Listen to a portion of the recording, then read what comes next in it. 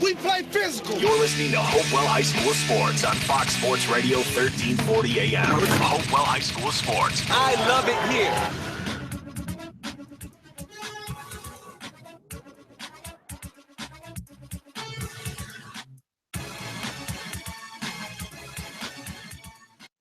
Well, a very pleasant good evening. Welcome to Murner Field here in Hopewell for the first round action in the 3A Division playoffs. Hello, everyone. This is Jeff Butler, and I'll be joined momentarily by both Dave Gertler and Coach Marshall Parker as we bring you this action between the homestanding Hopewell Blue Devils with a 7-3 record, and their opponents are also called the Blue Devils out of Culpeper, Virginia.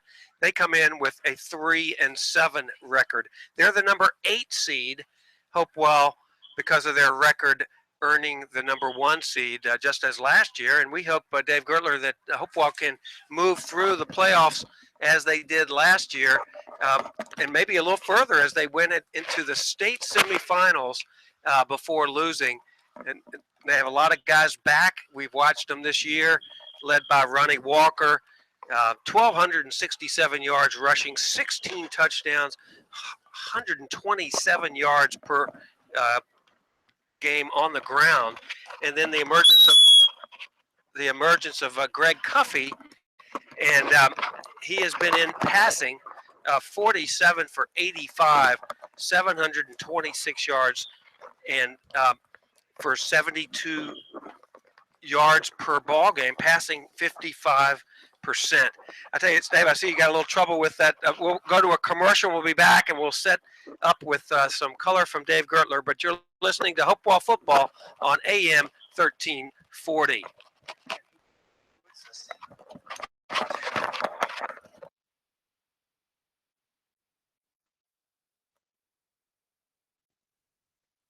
Stroh-Snyder Chevrolet has an extensive inventory of new and used cars, trucks, and SUVs. If you're looking for quality new or used trucks, Stroh-Snyder features the rugged Tahoe as well as the popular Silverado 1500. Stroh-Snyder offers a fantastic selection of vehicles under $15,000. Stop by Stroh-Snyder Chevrolet today, 5200 Oaklawn Boulevard near Fort Lee. Stroh-Snyder has been in business since 1966. Where do you turn when you need help with hardware? Well, I know where I go, and that's McKay's True Value Hardware in Hopewell. McKay's has the most extensive inventory in the hardware business since 1955. If it's heating, cooling, plumbing, painting, or electrical, McKay's has it at a very competitive price, including difficult-to-find items such as wood and machine screws, stainless steel nuts and bolts, washers, filters, and hoses. Bob McKay's superior knowledge and helpful staff have what you want when you need it the most. McKay's Hardware, 416 South 15th Avenue, 458-3241.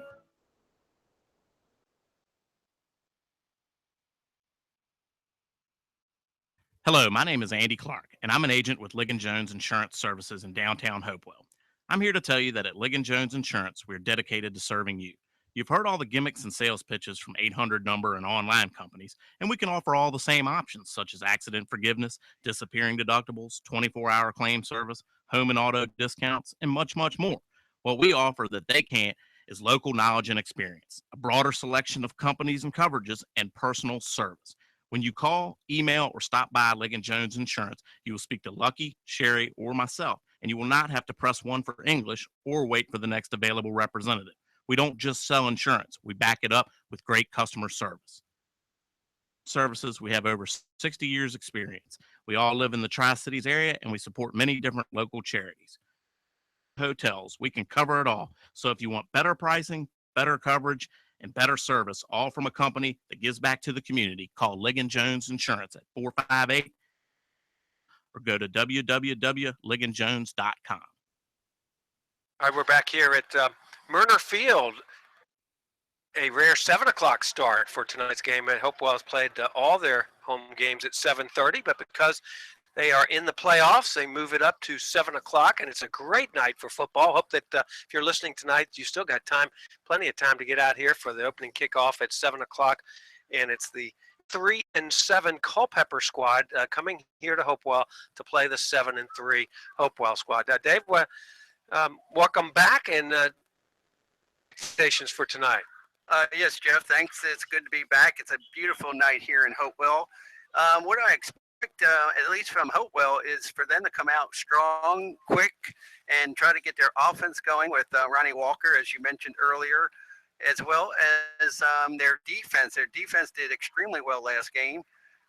And so I'm looking forward to seeing them to get a good start, control the penalties, reduce the turnovers, and if so, they should win this game tonight. Yeah, I think that you never want to say anything publicly, but especially Coach expects to win tonight. He would never say it.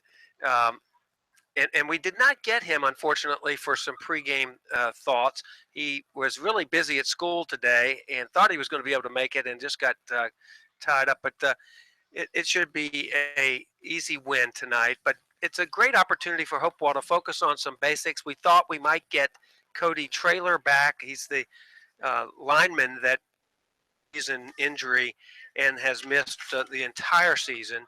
And Coach Irby thought he'd be back maybe last week or tonight. They're going to rest him some more, not quite ready to go.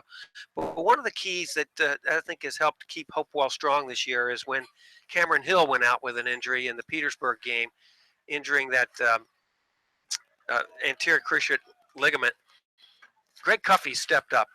As the backup quarterback last year and playing wide receiver this year, he moved right into that quarterback slot and really did a terrific job, both running and passing. He has had a terrific ground game, rushing for 7 touchdowns, 508 yards per game to complement Walker's 126, and very cool and calm and collected as a quarterback as well. Jeff, on the other side, we have a freshman, Eric Wilson, a freshman, folks, going to be playing as quarterback. They also they lost their kicker and punter. They did not come to this game, so they have a backup punter. I was watching them on the field, and they weren't that strong, but I did get an opportunity to speak with the coach's wife before the game, Jeff, and Miss Wakefield, and her husband really preaches character, discipline. This year they had to apply for the captain's position to say why they should be in that position. Since he's been there, they've gone to the playoffs the last 3 consecutive years, and so they are excited about that opportunity. Did say that some of these players will have to go both ways, so that may be a challenge for.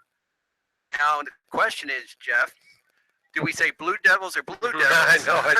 We got to be a lot more specific in terms of these things. We're basically first time ever seeing that, but both teams nicknamed the Blue Devils. And you mentioned depth.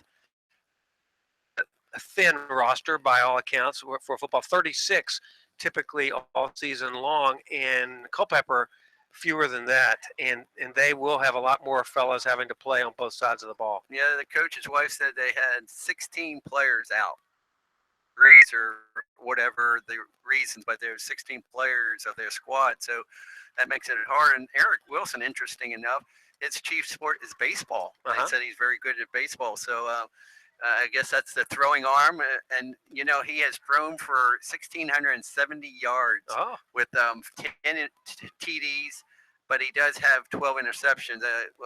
One of the trainers I got to speak to on the field, Culpeper, said that it's going to be key for pass protection. If they can get pass protection, they feel they have a chance of. Hopewell. Oh, good. Dave, one of our sponsors tonight, it started last week, Hopewell City Schools. Proud sponsors, of course, of this high school varsity team, Hopewell Blue Devils. And earlier this year, there was a literacy workshop in which parents and community leaders, school officials, and even some students gathered to talk and brainstorm in a workshop for 3 days about how collectively Hopewell can improve its literacy and continue to get fully accredited. And it was very valuable. I had a chance to participate in that workshop and also to sit down with the 3 students that participated. And I had a chance to ask their opinions about what they got out of it. Let's listen to what they had to say. Wonderful.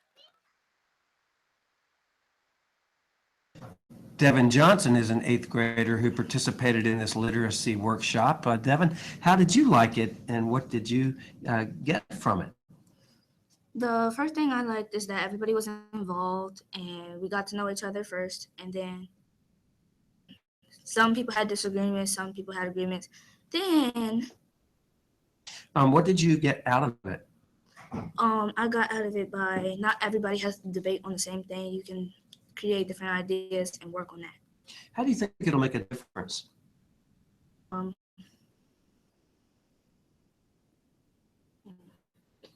We can edit all of this, but you were saying something that you liked about the home and the community and the school working together. Oh yeah.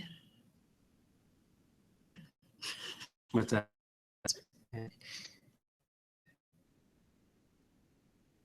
the home and the school and the community working together. Well, parent involvement is the most biggest thing. Like parent involvement, the community was trying to get involved, but the parent wasn't giving much attention to the child, so the child would come to school and then they would just not. So good communication to go on between these different groups so that Hopewell will continue to move forward. I want to thank you guys for being student leaders and being a part of the difference that can make Hopewell better. Stroh-Snyder Chevrolet has an Something went wrong with that. I have 3 students that were interviewed, and somehow the tape did not get into the other 2 students. So we had all 3 recorded last week, and we heard all 3 of them, and somehow we lost that in this week. So my apologies for not following through and making sure that last week's tape was ready for this week. But Coach Parker, glad you're here. And you know anything about Culpeper? Just I know talking to Coach Irby, he's a little scared of their quarterback. He's a freshman, but he throws the ball pretty good. Got some pretty good athletes, good receivers. You hear me better now? Yeah. Got some good receivers. The quarterback's a good passer, and he's got a lot of concern about their offensive game. And that's one thing, Hopewell, if they have a weakness on their defense, is their pass defense. Yeah. That's one thing that, but it's amazing to see a freshman quarterback going to be taking the helms. But you did mention 12 interceptions. Yes. Yeah. So he is vulnerable if they can get to him or they can hurry up his throws. So we'll see how they do. Hopewell did do well against a team that had a great quarterback. Game or 2, Prince George had a decent one, and then the quarterback before Thomas Dale and Prince George. had, I thought both their quarterbacks were pretty good, and they did hurt us. They did hurt us. What will happen tonight, Jeff? Last week against Prince George, it was an interesting first half with the Royals really staying with them, not just staying with them, but leading them at the half, 24-21. And then all heck broke loose in the second half. Some halftime adjustments. Yeah, I don't think Prince George scored, and they did not score in the second half. And of course, it was 49-24 at the end, and actually it could have been a little higher. Was actually driving within the 10-yard line. I think that's class. You don't need to drive it in the they're out there playing as hard again. I agree with you guys on the first half. I thought Prince George was a better football team. Constantly controlled the ball. They moved it well. Now we scored on quick bursts and so forth, but we didn't move the ball that well the first half. But the second half, things turned around. We made some plays on defense, and our offense just clicked the rest of the game. Well, Ronnie Walker, as he has all year long, been the rushing leader for Hopewell. 266 yards on the ground, 4 touchdowns. I think it was 26 yards a carry, wasn't it? Yeah. He carried the ball 10 times for 266. Incredible ratio. Greg Cuffey complimented him with 88 yards on the ground on 13 carries. Well, it's interesting. I know Cameron Hill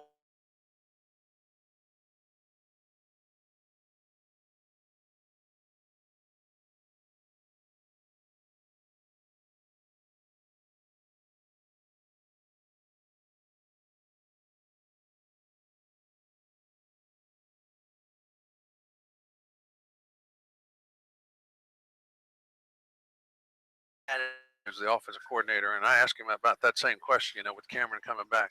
He said, Dad, it's been an ideal situation. He's just a team player. Whatever it takes us to win, he's just that type of kid. He's not upset that Seven's a quarterback. He's he's fine. He's playing receiver, but he says he's just that type of kid. Oh, that's great. And as a senior, he's still hopefully going to have a couple more games under his belt here before he has to graduate. And what an all-around player he is. He's adapted to that receiver role, made some great catches, and he's been a kicker and a punter.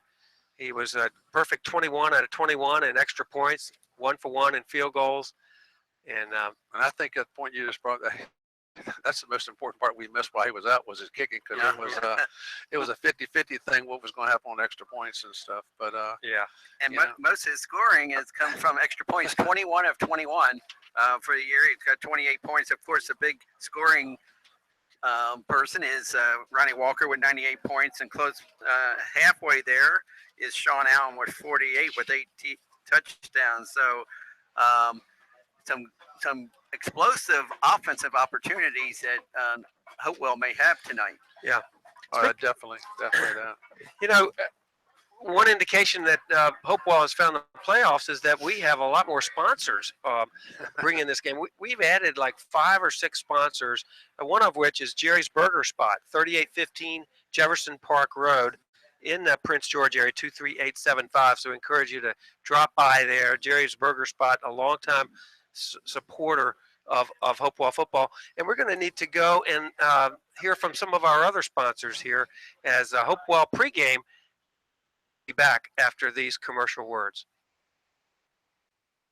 Heretic Feed and Seed has been Hopewell's lawn and garden expert for over 70 years. They say, if it grows, we have it. We also sell and service Cub Cadet, Steel, Echo, Exmark power equipment. Heretic Feed and Seed is the place to go. They are the service center for the largest equipment dealers in the area. That's Heretic Feed and Seed for all your lawn and garden needs. Located at 417 South 15th Avenue, Hopewell, Virginia, for all your lawn and garden needs. This is Jeff Butler, pastor of Hopewell's Woodlawn Presbyterian Church, and I invite you to come visit us sometime. We're a church that not only worships together each Sunday morning at 11, but on Tuesday nights serve our members and those from the community by bowling together at the 15th Street Bowling Alley from 6:30 to 8:30. The first Saturday of each month, we offer a free breakfast starting at 8:30, and each Sunday, rotating between afternoons and evenings, we offer a youth program for middle schoolers and high schoolers. We also have a preschool for ages 3 and 4. We support missionaries in Haiti and Russia, regularly support the Super Kids ministry throughout the Tri-Cities, and the Big Brother and Big Sisters program here in Hopewell. We think that the most important thing that we can do in our life is to give back to the Lord for how graciously and generously He has loved us in Christ. As we love God with all of ourselves and our neighbor as ourselves, we see lives changing for Christ, youngsters becoming mentored, the community being strengthened, and the Tri-Cities becoming more hopeful, joyful, and peaceful in the midst of the chaos of the world. I invite you to come check us out, Woodlawn Presbyterian Church, 1201 Blackstone Avenue, right here in Hopewell. At Owen Insurance Agency, you're not just another number to us. We're small enough to know you and large enough to meet your insurance needs. As an independent insurance agency, we have many available options to get you the best rate through the Hartford, Grange Insurance, Northern Neck, Progressive Insurance, or Dairyland Motorcycle. We offer great auto rates for all drivers and excellent homeowners coverage. You can also receive discounts when you combine your auto and home policies with us. Call or visit to compare. Let us do the shopping for you. Owen Insurance, 507 North 4th Avenue, Hopewell, 458-9400. That's 458-9400. Okay, we're back here at Murner Field, getting ready for the start of tonight's first round playoff action in the 3A division between two teams that call themselves the Blue Devils. And it's going to be Hopewell entertaining the Culpeper Blue Devils with a 3-7 record. Hopewell with that 7-3 record. Coach, I wanted to ask you a question. Going back to your years as a coach, and you would like this, what's your strategy when you are playing a team that's pretty much of a lower seed? Well, Jeff, to kind of cut you off, not to cut you off, but when I was coaching, only the top 4 teams went in the region. So you're always playing a team that has a pretty good record. With the new playoff system, it's, 16 teams in the 3A East region that made the playoffs. Yeah. It's all based on points. I think we're seeded number 2 in the overall situation, and this team I think was seeded 15th. So on our side of the region, then we become 1 and they're 8. So Yeah. we didn't really play anybody with the 3-7 record, so it's a little bit different. I think the playoffs have to be changed. It's almost like, why are we playing this game? Yeah.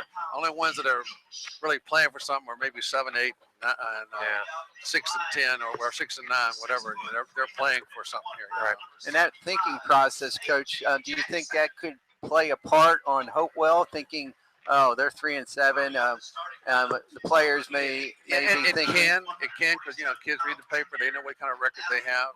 Right. But at the same time, I know the coaching staff doesn't feel that way after watching tape on them. Like I said, Coach Irby told me he was very concerned about their freshman quarterback. He threw the ball well and has some pretty talented receivers. And like we said earlier, one of our biggest drawbacks has been our defensive secondary play, and we got to play better tonight if we're going to defeat this team here. Advantage to Hopewell, I was talking with Jeff earlier, is their kicker and punter is not here. And so I was watching the punter, and it wasn't getting much height, and he was going like 20, maybe 30 yards as a backup punter. And the kicker, of course, is tonight will be Matt Yates. And normally it's a wide receiver. So that could be, so I would, if I was Hopewell, I'd be watching for onside kicks or short, because their kicker's not going to be able to put it too deep. Yeah, I'm not sure if Coach Irby knows. I guess he'll see that when they come out, knowing the numbers. When you do your scouting on the thing, you know what numbers the kickers are. And he'll obviously see the difference there. But, what I used to tell our coaches pre-game is I always had coaches watching their punters, watching the kickers to see how far we were going to play our guys back when the ball was kicked off, or whether when they were punting, how far I wanted our return men to be. So I'm pretty sure they've gone through that with their players, and probably if they're not putting well, to be aware. I mean, you're playing a 3-7 team, they got nothing to lose. They might try onside kick or a fake punt anytime during the game and stuff. Or go for it on fourth down, because they have nothing to lose, especially if they start punting and they don't get much yardage out of it. So it should be interesting. But yeah, I was told at the start of the game that their kicker and punter did not come. Right. So after tonight's game, you guys have the opportunity to pick the Stroh-Schneider Chevrolet Most Valuable Player. And we've had mostly offensive player. We had one game that a defensive player won. That's because Dave wasn't here, and I got to pick the defense. Well, we do have. There's some strong defensive players now that Hopewell has. Reggie Jones, Nybon King. He got it. And so there is some strength there, as I have seen. So we'll just have to wait and see. On Culpeper, they're coming in. They lost their last 2, then won the 3rd game from here, but they lost like 4 in a row since then. Before that, so they're coming in with only 1 win in the last 6 or 7 games, Coach. And it's important you mentioned about maybe we look at a defensive player, but I think a key part of this football game is going to be our defensive line and what kind of pressure we can put on this young quarterback and make him hurry throws or get to him and sack him. That helps out your secondary so much. It sure does. Well, we're moments away from the start of tonight's game. The co-captains are about ready to head to midfield for the coin flip. Hopewell in their blue jerseys, blue helmets, and Culpeper, white jerseys, dark pants, dark helmets. And now they're headed towards midfield. The crowd's coming in. Hopewell band getting set for the national anthem. And it's a great night for football. And if you're in the area, we hope that you'll take advantage of this opportunity with good weather to come on out and support your Hopewell Blue Devils. Yeah, the Culpeper had to come 2.5 hours, so they don't have any people here. They're there in spirit, and of course, any given Sunday, that is as far as given Friday for high school, any team playing up and playing better than the other team not playing as well, they could. You're not at the top of your game. Playoffs is a new season, so you better be ready every down, every play, because plays in a football game just like basketball. Now, for those who have relatives who are not in the listening area, you can call them and let them know that they can listen to tonight's game.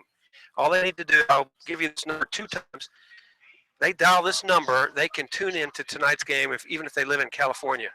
And the number is 1-641-552-5316. That's 1-641-552-5316. It's a toll-free number.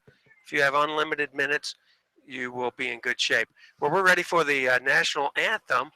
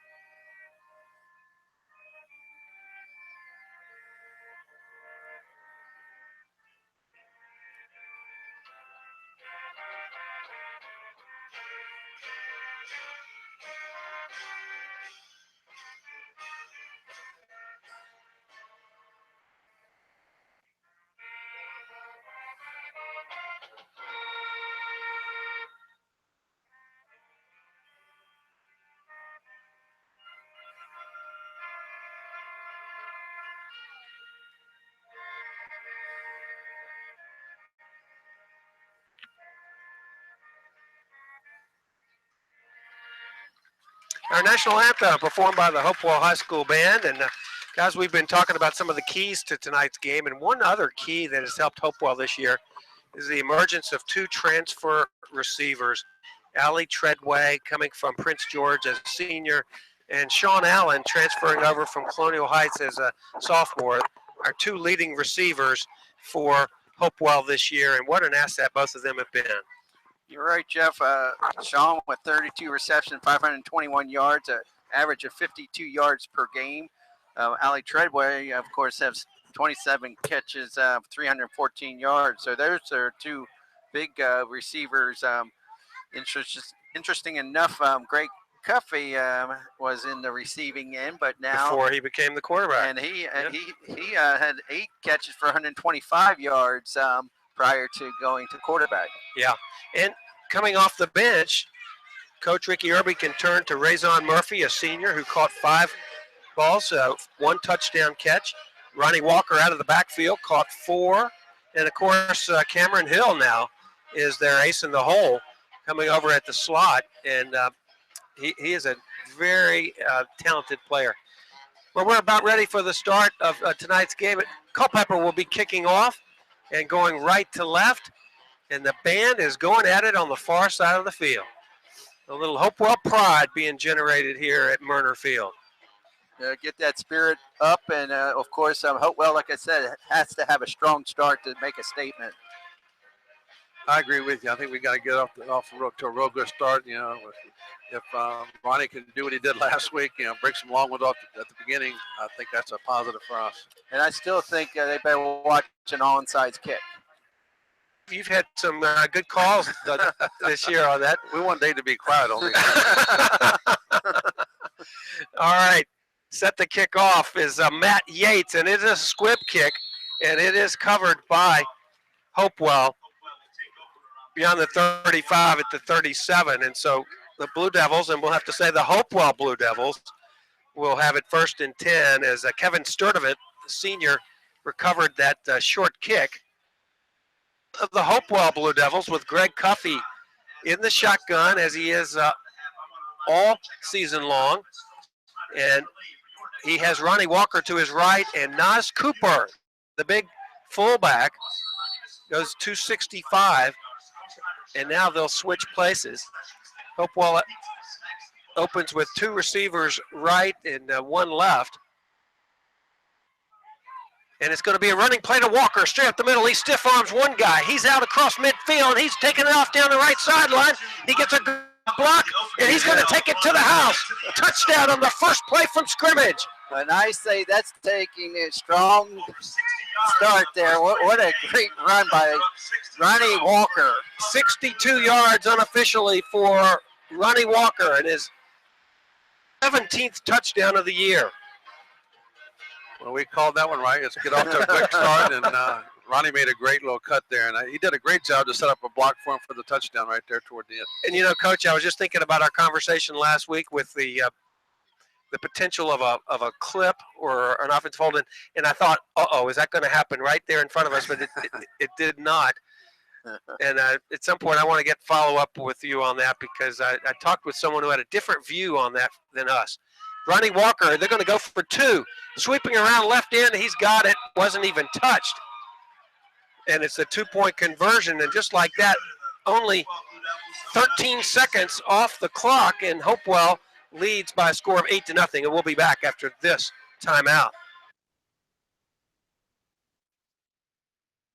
This is Jeff Butler. Shoes need repairing? Don't know where to take them? Cavalli's Leather Shop and Shoe Repair, 3514 Oaklawn Boulevard in Hopewell, is the place to go. Cavalli's features a complete line of motorcycle apparel, including vests, jackets, chaps, road packets, tool pouches, and gloves. Need a patch sewn on your biker's vest? Cavalli's is the place. They also carry Western boots and hats. That's Cavalli Shoe Repair and Leather Shop, 3514 Oaklawn Boulevard in Hopewell. Phone 458-2016. Open 9 to 6 weekdays, 9 to 5 Saturday. For all your real estate needs, buying. All right, we're back here now at Murner Field, and we have Ronnie Walker kicking off. Interesting. Coach Parker caught that instead of either the two that have been doing it, Cameron Hill and also Davian Papias. Crack. Line drive that bounces at the 30-yard line, where covering it at that point is number 45 for Culpeper, Blake Polari. Well, that's interesting. There's nothing wrong with Cameron Hill because they didn't kick the extra He's point, dressed, and but I don't they know didn't what's kick off. maybe he got hurt in practice or keep him. I don't know. Yeah, that's interesting that he wouldn't be out there. I mean, I see him dressed over there, but he's definitely not. He hadn't been in the game. Yeah. What if it's the kind of kick that would possibly injure that? All right, so we're on first down. It's a pass off. Almost intercepted, and Eric Wilson putting it in the air on a slant in from the right side. The intended receiver, Hoffman. It went off his hands and almost into the hands of, who would that have been on the other side? Was that looked like Cuffey that had a chance at it. Seven's playing defensive back. Interesting. Greg Cuffey is in there. The left cornerback, DJ Jones, the right cornerback. Notorious Smith is the left outside linebacker. As from the 30, Culpeper's second down, and going down is their quarterback, Eric Wilson, as he was. I think Hernandez got the sack, but Nivon Kings made him one to cut up there because he was right on top of him when he got back there. So a loss of about 2 or 3 on the play. It's going to be 3rd and 13 for the Culpeper Blue Devils, and so far Hopewell has just looked sharp offensively and defensively. So to round out that defense for Hopewell, Kevin Sturdivant's playing free safety, and Trayvon Allen is the right linebacker. On 3rd and 13, we have a looks like a timeout is going to be taken by Culpeper. So I want to ask you, Coach, about that penalty that we saw called on Cameron Hill's run down to the 3 last week. Yeah, my philosophy always, I know Coach Irby heard me say this many times, if we got a person who's down there going to score, I want 10 other guys, pretend you got striped shirts on and raise your hands up, because we don't need to block anybody. That's a touchdown for sure. Put your hands up. And, and for some reason, kids still think they can get a free shot on somebody, but you put your hands up, be a referee. Let's let the young man get his points. It's only going to help the team. Because we all disagreed with the call. But I was actually last night up at the Carter G. Woodson's playoff game in Richmond, and I bumped into the timekeeper, who was here at the game last week, and he said, "Oh no, that was a penalty, 100%." Said, there was a lot of disagreement of that in the press box on our side. All right, third down, 13 to go. Back to pass, firing out into the right flat, nowhere near the intended receiver as the pass from Wilson falls incomplete, and Culpeper's going to have to punt it away. You know, when you get sacked the play before, quarterbacks start looking for people coming at them, and that's a good sign for our defense. We need to get that pressure on him there because I think he rushed out and he wasn't even close to the receiver. So they're going for it. No. Dave, be quiet. We don't want to. Oh, they got a new punter, number 4. Looks like Brad Krim is punting. Oh, it's a high snap, and it looks like it's going to be number 2 punting, Blake Jenkins, and he gets it away somehow. It'll go out of bounds near the 45-yard line of Hopewell, and so the Hopewell Blue Devils have had a little trouble with that this year with high snaps on punts, and that time it victimized Culpeper somewhat, and Jenkins did a great job running to his left and got off a quick punt. And it'll go to the 46-yard line. Great field position for the Hopewell Blue Devils, who have only run one play from scrimmage, and they lead 8-0. That play started from the 38. And a 62-yard touchdown scamper on the first play from scrimmage from Ronnie Walker. This time Cuffey's going to put it in the air. And they're going to put it up for Sturdivant. He's got it. A long pass down beyond the 25-yard line of Culpeper. Streaking down the left sideline was Kevin Sturdivant, who made the catch, a well-thrown ball from Cuffey. That was a well-designed play. He had plenty of time, and he put it right where he had to. Yeah, it was perfectly thrown. Good timing. Nas About Cooper. 26 or 27 yards on the play. Nas is back in the game now. So with Nas Cooper back in, Cuffey throwing down the left sideline, pass intended for Sean Allen, and they're going to, no flag being thrown, although Sean was looking for a flag. Yeah, I think that was well guarded, and so it's definitely a pass just was overthrown. Yeah, I think in that situation, I think Ali needs to keep trying for the ball. I think he quit too early on it. If he'd have kept trying, he might have got a flag because he was holding him. So on 2nd and 10, from the 21-yard line, Cuffey rolls to the right, jump pass, overshooting the intended receiver, Nas Cooper. And so it'll be 3rd and 10. And it's interesting that since that terrific run, Hopewell has not rushed it since. Maybe they just testing out other parts of their game. They must have saw something in their secondary because we've done, 3 in a row right here. Yeah. Well, at least that last one was just overthrown. If it would have been on target, he would have had a pretty. Great. Daniel Greer split wide to the near side, and Allen in the slot on that side as Cuffey was keeping it on the ground. And it's a running play to Ronnie Walker, and Walker stays on his feet, tackled finally inside the 5, down to the 3. So about an 18-yard run for Ronnie Walker. Yeah, they're gonna they can't control him, they're gonna in for a long night. You're right. So already rushing, Ronnie has 82 yards.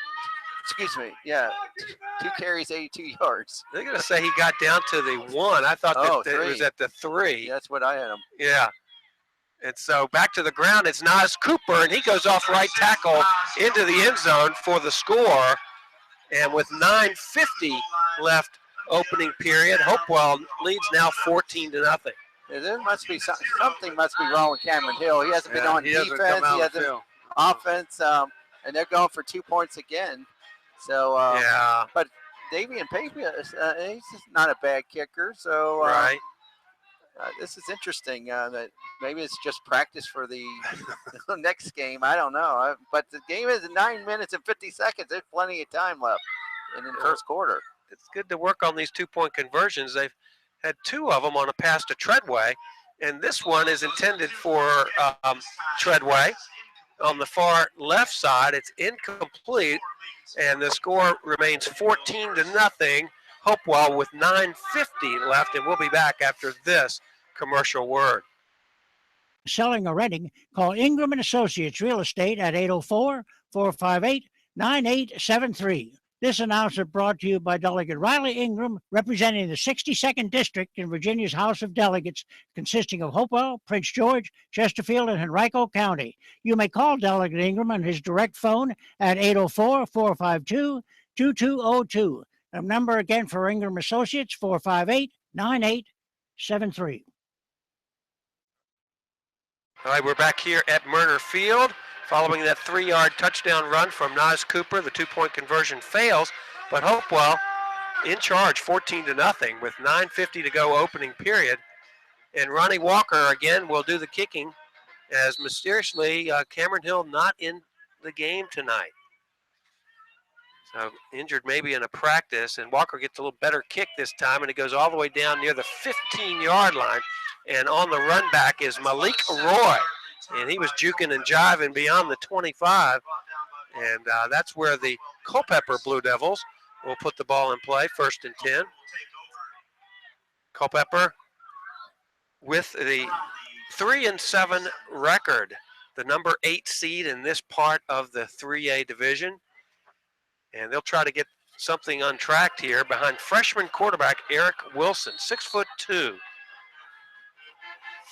And he'll have 3 receivers out to the near side, 1 to the far side.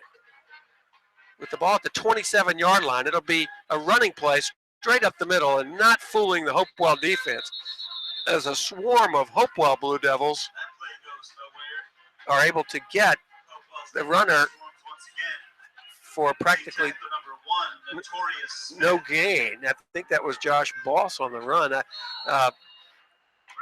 It'll be 2nd and 10 with no gain for the Culpeper Blue Devils. Again, the same format with 3 receivers to the near side and 1 to the far side. Darren Colbert is in the backfield with Eric Wilson. Wilson's going to put it up in the air. He fires it, overshooting the intended receiver down on the left side of the field. The pass was intended for Ty White. And it's going to be 3rd and 10. And so that was part of the defense pressuring and causing a hurry-up pass on Eric Wilson's part. Reggie Jones went right around his guy and was in his face when he was letting it go. So it's going to be 3rd and 10, and Wilson's still looking to have his first pass completed from the 27-yard line. Culpeper trailing by 2 scores. This time it'll be an empty backfield for Eric Wilson as he sends 5 receivers out on the pattern, 4 to the near side. And he's going to try to get, he loses it as he was unable to find a receiver open, and Hopewell recovers the fumble. As Wilson was trying to step up in the pocket, he was taken off to run, and he was hit. And the ball was dislodged, and Hopewell gets the first turnover of the game. I think that was Nas Cooper that got a hold of him, and then the ball came out when he was trying to sling him around. So Hopewell, the opportunistic Hopewell, will have it at about the 32-yard line of Culpeper. They're going left to right. And lining up at center, as he has all year long, Rail Smith, 6'2", 277. And he'll snap it to Cuffey in the shotgun. Stepping up in the pocket, firing across the middle, overshooting the intended receiver, Daniel Greer, near the goal line. He had him wide open, and just, again, overthrew him, threw him high, and I think he threw it off his back foot instead of stepping into the pocket and settling down. He had trouble, and it tends to go high. Yeah, I don't think you're right. I think he didn't have his feet set. He tried to throw it, and of course, leads to Hine. He had a receiver open, though. You're right about that. So it's 2nd and 10, and Cuffey rolls to the right, fires back to the left, and making the reception is Allie Treadway, and he is looking for some blocking. He's got it. He streaks down the left sideline into the end zone. Touchdown. So Hopewell from 32 yards out, the pass completion from Greg Cuffey to Allie Treadway. And Allie Treadway is a number 2 receiver on there, having 2 TDs, so he adds one more to his numbers to make it 3. Yeah, 3rd touchdown of the year, the senior transfer from Prince George. And I think somebody's listening to you, Dave. Going for 2 again. Cuffey looking right. Now he's going to run. He steps up. He crosses the goal line untouched. Cuffey now with the 2-point version, and Hopewell pitching a shutout, 22-0. And we'll be back with more Blue Devil football after this timeout. It sure was great watching the U.S. archery team do so well in the Olympics. It sure got me excited for archery season starting October the 1st. Come by Dance's Sporting Goods and check out our huge selection of bows by Matthews and Elite. And any accessories that you might need. Or just bring your bow in and have one of our archery techs tune it up and get you ready for your season. Come on, get you some. Dance's Sporting Goods at South Park Boulevard in Colonial Heights. Like us on Facebook or check us out online at dancesportinggoods.com. All right, with the Hopewell band enthusiastically performing on the far side, there's been a lot to be excited about if you're a Hopewell fan. 3 consecutive touchdowns here in the first quarter, still 8:22 to go, and they lead 22-0. And preparing for Ronnie Walker's kickoff, and his kicks get better and better. That one bounces at the 20, goes to the 15, and picking it up there is Roy, and Malik Roy advances across the 25 to the 26. Yeah, Sturdivant with the tackle. He's been down there every time. First one down. Sturdivant's is impressive on both sides of the ball defensively, and he caught that 27-yard pass from Cuffey. And so for Hopewell, they have Reggie Jones, of course, anchoring that line, and also Nivon King, Nas Cooper, and then the big number 54, Joseph Fernandez. That's your front 4. And so from the 27, Culpeper, back to pass is Wilson, and he completes his first pass out to the left flat to Blake Jenkins. And it's a short gain, maybe just 2 yards on the play. More importantly, it is a connection finally. So this has to be shattering to the Culpeper defense and of the whole squad. 22 points in less than 4 minutes, about 4 minutes. So that has to deflate your team. So how do you? We'll get back to you, Coach. How to get that back? Yeah, 3 receivers to the far side. Wilson looking that way, out to the right flat, complete. And on the reception is Ty White. He makes one Hopewell defender miss and gets a couple of more yards. And that was a good play for White. That was good coverage by King. He just didn't make the play. He was right out there. But, again, it was a short gain. Our pursuit was excellent and only picked up maybe 1 or 2 yards. I know, for all that effort from White, he only got an extra yard. He only got a total of a yard as he caught the ball behind the line of scrimmage and about 5, but it's going to be 3rd and 7. 2 consecutive pass receptions. Maybe it'll help Wilson get some rhythm as quarterback. And he fires a little bit longer this time, and it's overshooting the intended receiver and almost picked off by Greg Cuffey. Yeah, that was a misfire. I think he was expecting his receiver to go out to the flat instead of in the middle, and so it was almost dangerously picked off. Dave kind of answered your question a little bit earlier. I think you were saying, what do you do? I think he did the right thing. He got a couple short passes, get his confidence that we could complete the ball. And he had plenty of time that time. I think him and the receiver on the wrong page because the receiver cut in, he threw it out. Yeah. Back in punt formation on 4th and 7. It's over his head. It's going all the way back to the goal line, and there's a scramble for it at the goal line. Let's see who comes up with it. I think it's a safety. I think the kicker did get it. It is a safety. And so the woes continue for Culpeper as that ball sailed certainly uncatchable for the punter, way over his head. And with 7:11 to go in this first quarter, the lead advances now to 24-0. And we'll be back with more Hopewell football after this timeout.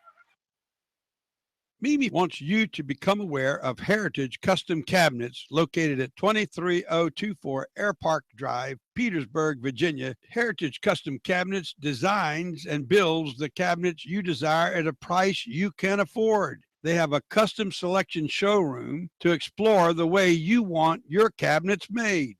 When designing cabinets, Mimi will walk you through every detail, from the colors to the countertops to the perfect stone backsplash. She loves to design and build quality cabinets just for you.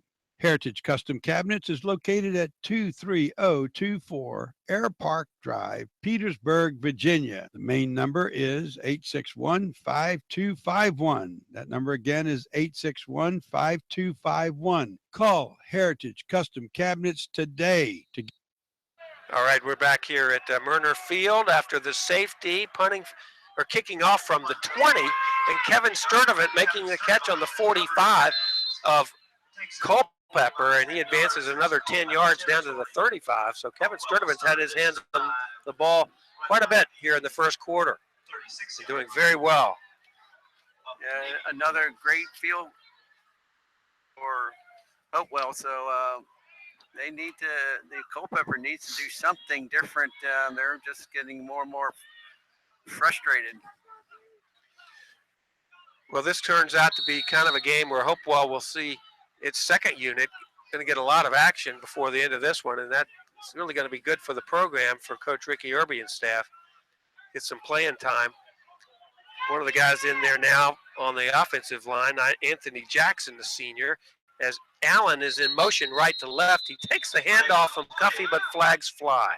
I think we have some movement up front before the ball snapped. So that is lucky for Culpeper because it looks like Sean Allen had a clear path to the end zone. I think you're right.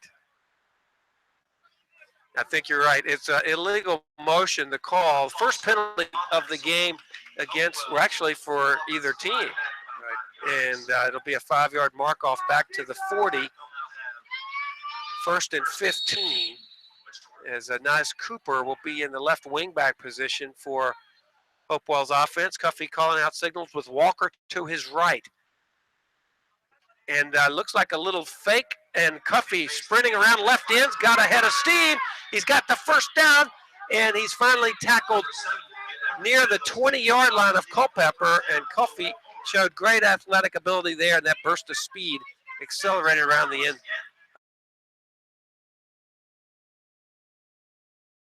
To Nas Cooper, but he couldn't do it because there was a defense player right there, and he kept it and made a good move on the defensive end to get around and pick up a great game. Yeah, he made a lot out of nothing there. Took a potentially botched play and turned it into a gainer down to the 20. And so it's going to be a ground game handoff to Sean Allen, and one of the few times that Hopewell's offense has been limited. Only a gain of a yard on that first down play. With about 6:35 to go, opening period. Hopewell in charge of this one, 24-0. Nas Cooper will take a breather and head to the sideline. He's been playing on both sides of the ball. As Greg Cuffey ready for this no-huddle offense, as they've run all year long very well. And he's going to pass out to the left flat. It's caught. And Treadway heading down the field inside the 15. That play has worked well all year long, and it's going to set up a 3rd and a long 2. And as Hopewell quickly to the line of scrimmage with the play they have in mind, Greer and Allen to the right, but it's going to be a running play to Walker straight up the middle, and that's going to come back. It'll be a touchdown, but it looks like an offensive hold is going to be the call. And guess who was running? Ronnie Walker. For a touchdown. This is probably 6 or 8 times. I know. Yeah. He has had touchdowns called back. Yeah, it's a shame because all year long, that's probably number 5 or 6 that he has had called back. He's had, 13 on the season, and But at least it wasn't when he was going in the end zone. They called that pretty quick. It was right when he got past the line of scrimmage, the flag came out. So it was in the interior line right off the bat. So Yeah, he had 16 rushing touchdowns, Jeff. Oh, that's right. And so this plus another 8 possibilities. So Yeah. that has to be for a running back. It has to be frustrating. So with the penalty, it's going to be 3rd and 11. Back to Walker. And Walker streaking at the middle. He's going to score anyway. Penalty or no penalty, it's not going to stop Ronnie Walker. He says, I'm going to do it myself here. he did have a nice hole he got through. He didn't get touched. did. He came right on through, and then he turned the afterburners on and took it to the end zone. That's a good point, Coach, because often you forget that these offensive lines making those holes possible for Ronnie. Unofficially 22 yards for Walker's second touchdown here in the first quarter. Still 5:33 to go. Now they're going to try to kick it. And so Daniel Greer Leanne Leach is kicking. Oh, my goodness. How about this? Well, we've seen a little everything. We've got a tailback kicking off and a tackle kicking. And he's got it. How about that? So resorting to all kinds of team play. Leland Leach on the extra point kick. It's now 31-0, and we'll be back with more Hopewell after this timeout. Get started with your. This is Jerry Williams, Hopewell. VA Cars has been the #1 used car dealer in RVA for the past 5 years. The wait is over, Tri-Cities. VA Cars' newest location is now open near Fort Lee, bringing the same quality and value to the Tri-Cities. With over 250 cars, trucks, and SUVs to choose from, all with our loyalty for life. In addition to our already incredible deals, we'll be offering a $500 instant rebate for all military. 5301 Oaklawn Boulevard or VACarsOnline.com. VA Cars, your Virginia super dealer. All right, we're back here at Murner Field. It's been all Hopewell here with 5:33 to go, opening period. It's 31-0. A 22-yard run from Ronnie Walker is the latest damage. And now we have another kicker. It's going to be Nas Cooper taking his turn kicking. We must have the 71 must be hurt because I don't even see him on the sideline too. So that's why we're using different kickers, trying to see who can kick off for us. And all we can get is squibs, but they're working for us right now. They're working, aren't they? And Blake Jenkins picks it up near the 25 and advances out another 10. And so far we've seen Ronnie Walker kick off, and we've seen Leland Lynch kick extra points. And then that one from Nas Cooper gets it down to the 25, a 10-yard return. So the Culpeper Blue Devils and 10 from their own 35-yard line. And it's tough for, it goes down in the records for Leach having 1 point. It's most offense and defensive players don't get any points as far as line players. Well, guys, Culpeper still looking for their initial first down as they have it from the 35-yard line. Wilson on a slant on the inside off the fingertips of Capone Hoffman. That was a well-thrown ball. That was in his hands. He should have caught that. Yeah. I mean, our defense was there. I mean, I don't think he'd have got but a short gain if that. Right. At least the ball was in his hands. Yeah. Yeah, he saw the closing and he kind of glanced in that direction. So yeah. Catch it before you look, right? Yeah. Ian McLaurin is in there for the first time defensively for Hopewell, a freshman, 5'10" linebacker. And so that's it's interesting to see. The first freshman, I think, all season long, as far as I know, that has cracked the lineup. So on 2nd and 10, Wilson has his arm hit as he was looking down the field. Now, someone got. Yeah, someone hit his arm. I'm not sure it was Nas or Jones. One of the two. it looked like 55, Reggie Jones. You're speaking, that's 24 you're talking about, the freshman? Yeah. He's been out there since the start, the first play on defense. I guess because of their passing, he put another DB in there. I guess he's got him as a linebacker, but he's playing out there on the second receiver. Yeah, it's the first time I've seen him all year long, though.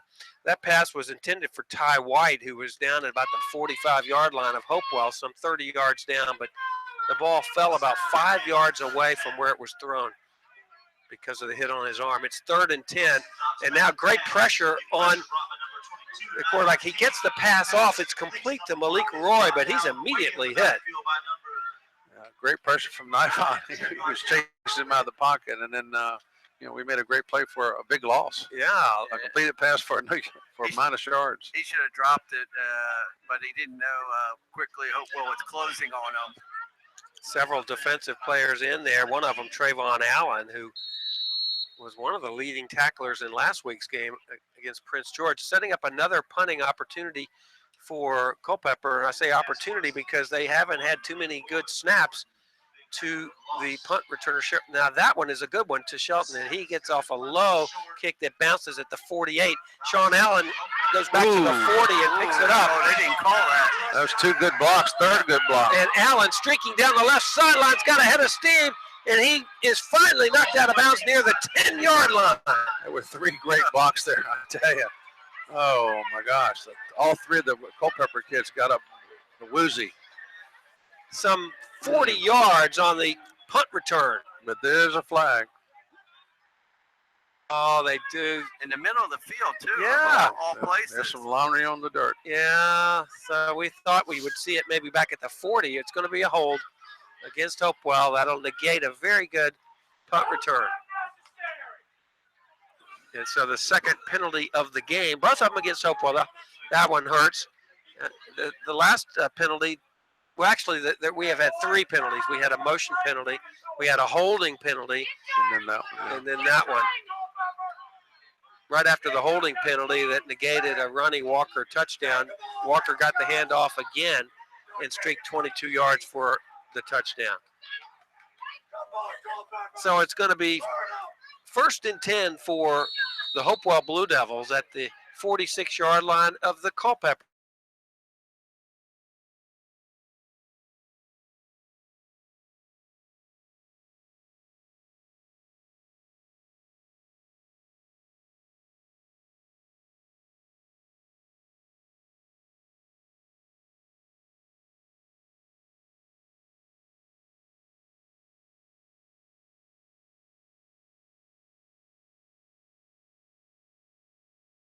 Split here.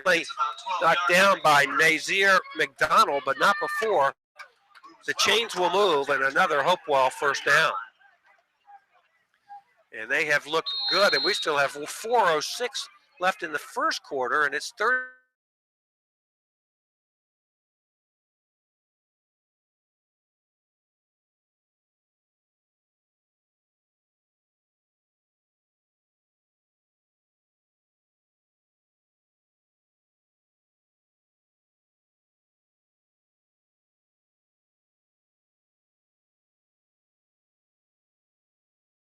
Of Culpeper. That's one of the things you work on in practice too, and I know they work on that because I was up there first of the year, and we worked on that quite a bit up there. On the run, throwing right and left. So yeah, he just misfired that, threw it low right at his ankles.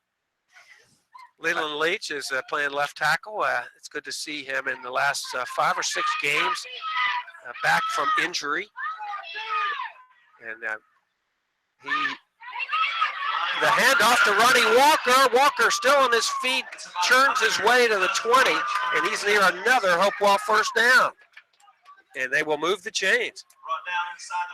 Yeah, about 19-yard line. No, they're going to put it back at the 20-yard line. And so Hopewell driving for what would be a 37-0 lead, 31-0 right now, and the ball is right at the 20-yard line of Culpeper. Cuffey looking, firing inside, almost intercepted.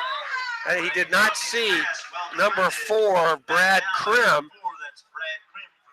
And again, that just comes with experience for the quarterback. You have to have eyes to see everywhere. And he did not see Krim there. He had Treadway picked out on a slant from the left side. So it's going to be 2nd and 10 from the 20. Treadway and Sturdivant are to the far side. Allen and Greer to the near side. The pass is to Greer. It's in and out of his hands, and a flag goes down. Yeah, that should have been caught there. That was right in his hands there. Yeah. That was thrown by the back judge, so I think that's going to be an illegal procedure possibly, or movement. Maybe an illegal pick, illegal motion, it looks the call against Hopewell. So They will be moved back 5 yards, and with 3:20 to go, it'll still be second down, but 15 yards to go. It's the only negative for Hopewell so far is the 6 penalties or so against them here in the first quarter. So looking to the sidelines, they get the play. It's a certain number, and see that number, that they're ready for the play. As Cuffey calls out that number to the group of 11. 2nd and 15, fake to Walker, firing out to the left flat. It's complete to Sturdivant. Sturdivant is still on his feet. Sturdivant, hard to knock down. That's a great run. Another flag, I think, came in. I heard a lot of whistles blowing. So Sturdivant getting a lot of playing time here in the first quarter of this, the 11th game of the season for Hopewell. This flag will be called. Face mask, maybe. And it's a hold. Oh, against Hopewell near the end of that play. That's strange. Well, it might have been right when Sturdivant almost went down and then bounced off and got a couple more yards. Maybe there was a hold involved there. Yeah, that's what they called holding. So a 10-yard mark off from the spot of the foul. It'll still remain second down. And clock ticking, under 3 minutes to go, opening period. From the 25, Cuffey rolls to his right, firing to the end zone, overshoots, and almost intercepted. So Malik Roy almost got a one-hand interception. The pass was intended for Sean Allen, and it's going to be 3rd and 10, or 3rd and 15. Coach, I'm surprised that their rushing game has been so successful. Is it that they're just trying their passing game? I'm thinking they're just trying to open up and give Cuffey. You know, you get into the later part of the playoffs, you're going to have to throw the football. So, I mean, why not try it right now? I mean, while you can. So that's a great point. You know, so this will be. We may see another play just like it here because of the situation. I think you'll see 32 run it for some reason. A delay, maybe a draw. Well, you may be right. 3rd and 15, and they do give it to Walker. And a stiff arm negates one tackle, and that could be another flag. Another flag goes down, and Walker gets back to the line of scrimmage. But they may call a face mask against Ronnie there for pushing the face mask of the defender. I don't know, but we'll see. That played. I thought he just stiffed on him. I did too. I didn't think he grabbed it, but we'll see how the ref saw it. It is the face mask call against Ronnie Walker. And so that'll cost them again. And so Hopewell's only difficult drive of this first quarter occurring right now. It's like what, four penalties? They declined it. Oh, okay. Oh. They have declined it to set up a 4th down and 15. That's a smart play for Culpeper. What they dial up here. The coach, you called it in the last play. You dare to offer taking a lot of time, so I'm thinking this is a pass play. Perhaps a screen pass could work. Could be something to Allie or Allen to do. All right. Allen is to the right and Treadway to the back to pass. Cuffey, he could run. He fires it to the 10-zone touchdown. Allie Treadway. Beautiful pass and catch, and Treadway bounced off the goalpost. Yeah, that was a little frightening, but what a great catch and great throw. Pass play. Cuffey's 2nd touchdown pass of the first quarter. And it's sad. It's still in the first quarter. Yeah. 37 points already. Coach, now what do you do? Well, I think they have to wait for the second half for the running clock to take place. That's Once true. you're up 35 points, second half, the clock will run. So. It has to be second. And we got half. Ian Leach kicking again. He's 1 for 1. So. Greer with the hole, but this kick is to the goalpost and over. So 37-0, the score remains. And we'll be back with more Hopewell football after this. Muffler, state inspection, military and citizen They've been in business since 1979. 24-hour towing. Call 458-80.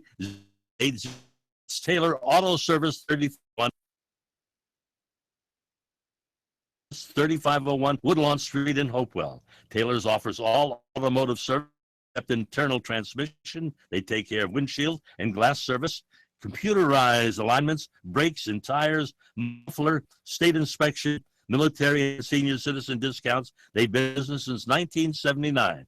24-hour towing. Call 458-0880. That's Taylor Auto Service 3501 Woodlawn Street in Hopewell.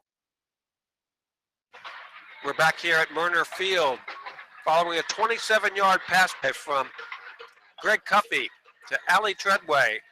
His second pass reception for a touchdown here tonight and fourth on the season.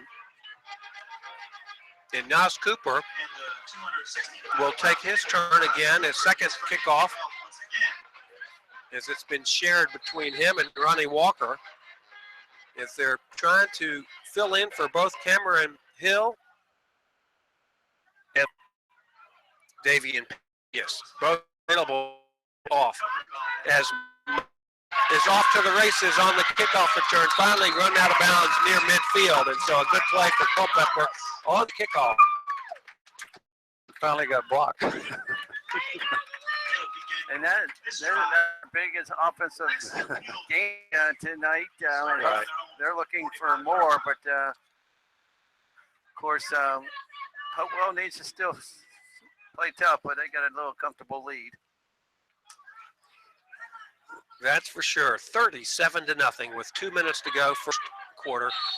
Culpeper has its best field position of the night because of that kickoff return. They'll start at their own 45-yard line. Wilson fires it out to the right flat. It's complete to Roy. Roy gets away from the would-be tackler, Nivon King, and he gets about 2 yards. He would have been tackled maybe 2 yards behind the line of scrimmage for Roy to get a 2-yard or 3-yard gain out of it. And it's going to be 2nd and 7 of Culpeper. They're to get something on track. They're going to first down of the night. They've yet to be across midfield. Wilson back to pass, firing it out to the left flat, almost intercepted. And Sean Allen, there's Trayvon Allen, almost made the pick. That was a dangerous play. That's a long across the field. Yeah. He had too much time. The defensive player had enough time to come and close quickly. So it'll be 2nd and 10 for Culpeper. 47-yard line. And that Jones, Deontay Jones, made a great pickoff last week in that Prince George game. And now he's looking to pick off yet another one. Wilson back to pass, firing it out to the right flat and intended for Jenkins. He caught it, but he caught it out of bounds that time. Yeah. Got to get 1 foot at least in bounds, and it's going to set up a 4th down situation for Culpeper. They're still looking for that initial 1st down. Dave, what do you think? 4th down? 4th down, fake punt maybe? I would maybe look out for number Capone Hoffman maybe taking this snap. I don't know. I mean, what do you have to lose? Exactly right. But, they're at midfield almost. He's kicking it, though. And the kick is a high, wobbly kick that takes a Culpeper bounce inside the 25, down across the 20, down to the 19, and it's down there. So effective job that time by Culpeper with that punt and no return. So we are still in this first quarter with 1 minute 2 to go in this period. One of the sponsors for tonight's game, Jerry's Burger Spot, 3815 Jefferson Park Road in Prince George. Invite you to come out to have a burger with them at Jerry's Burger Spot, a longtime sponsor of WHAP Radio. All right, we're ready now for Greg Cuffey and the Hopewell Blue Devils from their own 19-yard line, their worst field position. And it's a running play to Ronnie Walker, and he pulls his way off left guard for some hard-earned yards. And but it's still a significant gain on first down for Walker as he gets about 4. It'll be 2nd and 6. Yeah, that was Ronnie just destroyed his rushing average there. He's got 5 carries, 119 yards already. He might have a 300-yard game if he's not removed. Cuffey back to fire, deep down the sidelines. Almost caught by Sean Allen. He had his hands on it. He was double teamed, and he still almost caught it. That was a well-thrown ball. Perfectly thrown ball. I think Sean Allen should have had it. Yeah, usually he's probably the most sure-handed guy on the field, and he didn't come up with that catch, but that was a great pass. And I think you're right, Coach, that this is just a great opportunity for Coach Irby to watch their passing offense, and they don't need to pass, but it helps them for playoff action down the road. Well, when you're scouting us, that makes you prepare for other things that we can do. That's right. Another passing play out to the left flat, complete to Allie Treadway. He makes the reception and breaks loose from the tackle and has a first down for the Hopewell Blue Devils. Looks like it's be about the 40-yard line, I believe. So Hopewell moving the chains consistently here, and we still have 16 seconds to go, first quarter. Treadway had 4 receptions for 81 yards. The ball's out to the 40-yard line of Hopewell. 37-0 in the first quarter. Now Notorious Smith is in the game for Hopewell. He's part of a triple package to the near side, 1 receiver to the far side, but it's a running play to Walker straight up the middle. Runs into his own man, but he keeps those legs churning out to almost midfield. He's very near another Hopewell first down as we've arrived at the end of the first quarter with Hopewell in commanding lead, 37-0. We'll be back with more after this commercial timeout. Commonwealth Dentistry, located at 456 Charles Dimmick Parkway in Cloner Heights and on 4th and Broadway in Hopewell, provide trusted and comfortable dental care for the entire family. Doctors Beltrami, Dixon, and Stafford and their staff provide only the best that modern dentistry has to offer. They use the latest in technology and procedures to provide your care. They specialize in children, family, and cosmetic dentistry, crowns on your first visit, and teeth implants. They keep up with the latest dental procedures and pride themselves on patient care. They accept many dental insurance plans. Call now for your appointment at 520-4088 or in Hopewell at 458-3004. Why Commonwealth Dentistry? They are simply the best. That number again is 520-4088 or in Hopewell at 458-3004. This is Win Hasty. Take it from me. I go there. Okay, we're back here at Murner Field along with Coach Marshall Parker and Dave Gertler, Jeff Butler as we start the second quarter. And Hopewell pitching a shutout, 37-0.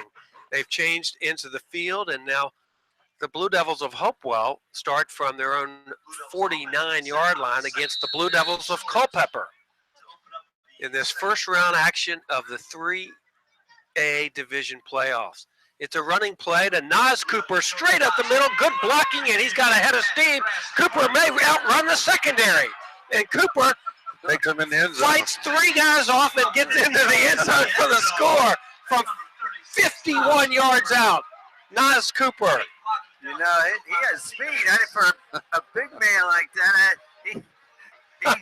he had a good rest between quarters to get that run. That's right. That was a great run, and I think he carried 3 guys in the end zone. Yeah. Yeah, 51 yards for Nasir Cooper. And so that makes the score 43-0, and that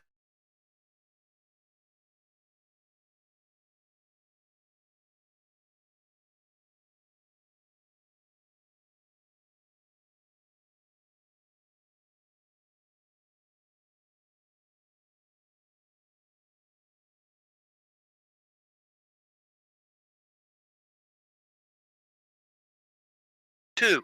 But the touchdown run is from 51 yards out, and Hopewell leads 43-0. We'll be back with more Hopewell football after this. Caraway Glass Company, 500 West City Point Road in Hopewell. Their phone number is 458-7227.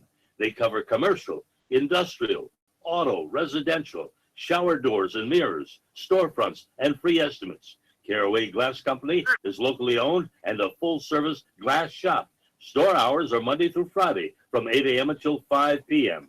That's Caraway Glass Company in Hopewell. And they say, go, you Hopewell High School Blue Devil. West End Service Center, 110 South 15th Avenue in Hopewell. Call 458-9819, where you get quick service oil change, state inspection, front end work, 30, 60, 90K maintenance, and radiator work. Friend, call West End. So Roberts, shop hours are 7:30 to 5, Monday through Thursday, 7:30 to 4 on Friday. That's West End Service in Hopewell. All right, we're back here at Murner Field after that 51-yard touchdown run straight up the gut by Nas Cooper. And Ronnie Walker's kicking off again. All right, it's the shuttle. And Walker gets a nice endeavor and kick that bounces at 25 and fumbles. 14's down there, but he ran by. Yeah, and Roy on the kickoff return, and Trayvon Allen, one of the tacklers in there, also assisted by Ian McLaren. And so it'll be 1st and 10 for the Culpeper Blue Devils here in the early stages of the second quarter. And so they're still looking for their first down. And this freshman quarterback is getting some valuable experience. Eric Wilson is 6'2", and he's playing a very talented team. This Hopewell defense has been strong tonight. And so they'll put it in play 1st and 10 on their own 25-yard line. And it'll be a running play straight up the middle off left guard. And the ball carrier Nazir McDonald, and it's going to be a 2nd down and 8 yards to go, a 2-yard gain. I think it surprised our defense. They ran the ball. And we haven't seen too many of them. Dave, I don't know if you have any totals from the first quarter or not. I do, Jeff. As far as overview, Hopewell with 12 first down. I have the blue with Culpeper with 1 first down somehow. Oh, okay. But 338 yards. All right, total. let's hope. All right, so here we go, and Wilson's going to be sacked, and it's going to be Reggie Jones. Jones gets the sack on Wilson. Well, maybe they did, and I just missed it, Dave. I missed it too. And Culpeper had minus 12 yards until this play, which puts them back another about 10 yards, it looks like. To about the yard line. Yeah, it's hard to see. Looks like about the 16. Maybe 16-yard line. So split out to the near side is Blake Jenkins. It's going to be 3rd down and about 16 yards to go for a first. Wilson looking right, firing across the middle. Oh, and it's going to be intercepted and dropped. Oh, Jones almost had his 3rd interception of the year and had it right in his stomach. And I think he was looking at where he was going to be. It was too good because it was pass was thrown to him and he was wide open. Again, running before catching the ball, coach. Yeah, and again, that was pressure up the middle. I think Nas Cooper spun off his guy, was right in his face, and he just let it up in the air. Fortunately, we dropped it, I think. Fortunate for us. Blake Jenkins back to punt, and it's a wobbly kick that bounces at the 43, and Allen fields it at the 48, but he's going to be brought down immediately. And good coverage that time by the Culpeper special teams, and Allen could not shake free of the tackle. That's a player who hadn't had the ball who wanted to be part of the game. He probably should have let that go. And try to pick that, make something out of it. And he's a great talented player, but I think he's just been frustrated. He hadn't got a punt yet, but one, and he broke out almost for a touchdown with a penalty. Yeah. and he hasn't.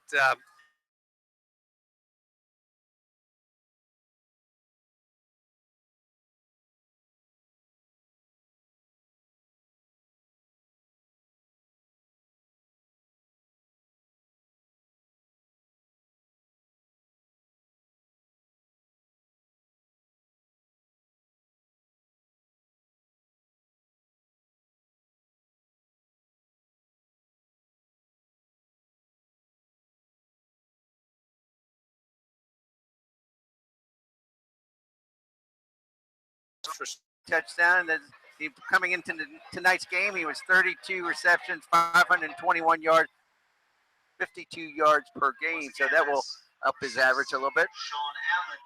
Wow, just like that, it's 49-0, and Leland Leach will try to kick the extra point with 9:35 to go in the first half. Try to make it a half century here. Uh-oh. And got it. He's got it. Snuck over. He got in there, and it's now 50-0 as Leland Leach, the senior offensive tackle, gets his second extra point of the season, and both of them tonight. We'll be back with more Hopewell football after this commercial word.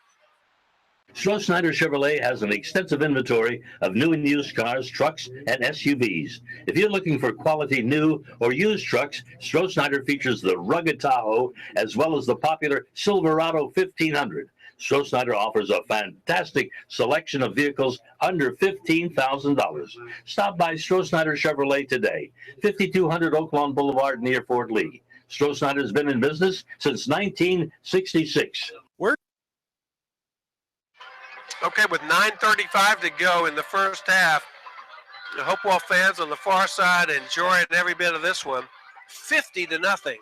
Got a new kickoff first. Oh, my goodness. Deontay Jones is kicking off. We got some new personnel out there on kickoff, too. A couple, I guess, JV kids were brought up on there. 21, that's 88, good. 19. So some different numbers out there now. Well, we may see this the rest of the way. We don't need anybody to get hurt right now. No, that's true, too. Uh-oh. Nice kick Nice from Deontay kick. Jones all the way down to the 20. And Malik Roy with the kickoff return, and he's finally ran out of bounds by Nivon King out maybe the 43-yard line. So about a 23-yard kickoff return from Malik Roy of Culpeper. And that's probably been their biggest offense, the kickoff returns. Yeah, they've had a pair of them. Since there's no one there, at least they can get a head start. But you have to give it to Hopewell defense. Now, Reggie Jones coming in had 10 sacks, and, of course, that last one was number 11 that helped put Culpeper deep in their own territory. And so, overall, defensive-wise, Hopewell is looking good. And Hopewell's first-team defense still in there as putting it on the ground as Culpeper and the handoff from Wilson. He needs to thank Hernandez for throwing him forward 3 more yards. That's the best game they've had tonight on the run. Yeah, Jacob Douglas got 4 yards. And so it'll be 2nd and 6, and Culpeper trying to get across midfield for the first time into tonight's ball game. Got a new linebacker and a new nose guard in now. On 2nd and 6. Culpeper's Wilson from the shotgun. Again, the handoff is to Douglas. This time, Hopewell defense keeps him from getting across the 50. He will get a couple more, maybe 1.5 more yards. It's going to be 3rd and 3 at the 49-yard line of Culpeper. And clock now down to the 8.5-minute mark as Culpeper. Reggie Jones is out now, too. So gradually, one at a time, Hopewell defensive players on the second unit are coming in as Douglas across the midfield stripe and gets the first down, and we're thinking it's that initial first down. Yeah, I think first rushing first down. You think they did pass for a first? Yeah. Okay. So one rushing first down and one passing first down, and the way the crowd was cheering on this side, you felt like it was the first one they had. I know, that's the way. So it'll be at the line of Hopewell, 1st and 10. They'll keep that running play to Douglas, and he charges off the right side for about 4 more yards. And some of the new players that you mentioned, Coach, that are in there. Reggie's back in. Take it out Nas. I think I'll give Nas a break. Yeah. Tayon Carmichael is seeing some action, a sophomore. 5'9", 192, wears number 48. And 2nd and 6 for Culpeper. Good passing game down. Another run to Douglas, and he's got a head of steam off the left side. He's got another 1st down, and now Culpeper starting to, and it's got to be difficult, Coach, to have your intensity up, even with 8 of the 11 starters still in there. I think it's hard to keep that high intensity. Yeah, we got a new linebacker and 3 different down linemen there in there. Yeah. So a 1st down run for Douglas off the left side, and it's down to the 33-yard line of Hopewell. Douglas now with 4 consecutive runs. This time he gets a shorter game. Is Notorious Smith and Nivon King making the stop after a 3-yard gain to the 30-yard line of Hopewell. Only thing good about this drive here, the clock is running. Yeah, that's both teams have been throwing the ball on the clock, so I think we put a 15-minute first quarter. Yeah, I think you're right. So as soon as the second half begins, it's that running clock because it's more than a 35-point lead. This time they fake it to and Wilson has another 1st down run for Culpeper down to the 20. That was a nice fake and had everyone faked out. And if it wasn't for Hopewell, number 3, what's that? Deontay. He stopped and looked. He saw the quarterback with the ball. Wilson would have been in the end zone. Yeah. So 2 players in for this next play. Reggie Jones returns, and also entering the game is Traquan Jones, number 27. So, a whistle and a flag as the play gets underway. It was a 1st and 10 play from the 20. And maybe it was encroachment defense. Yeah. Once you cross the neutral zone in high school, you're offside. Yeah, number 9, number Trayvon Allen. Yeah, down to the 15 again. And it's given the Culpeper fans something to cheer about down below. We got the defensive front back in now. I think they're going to, out of personal pride, they want to keep that shutout. Clock ticks under 6 minutes to go in the first half. 50-0. Hopewell in charge. But Culpeper down to their 15-yard line of Hopewell. And again, they've got more encroachment. That's going to give them a 1st down. That's one way to make your 1st down. Yeah, that's Nazir Cooper, the guilty one there. And it's down to the 10-yard line and right on the 10. So we're not sure if they can get a goal. Yeah, they do not have the. Looks like they do not have the chains out, so they're saying 1st and goal. Balls on the 10-yard line after those 2 consecutive. So Jacob Douglas remains the tailback, and he gets the handoff from Wilson, but not much doing there as the defensive front, led by Hernandez, Joseph Hernandez, just stood up the There won't be tailback. No gain, and that was a great defensive stop here. Wouldn't surprise me if they try to pull out a little quick pass out on the flat.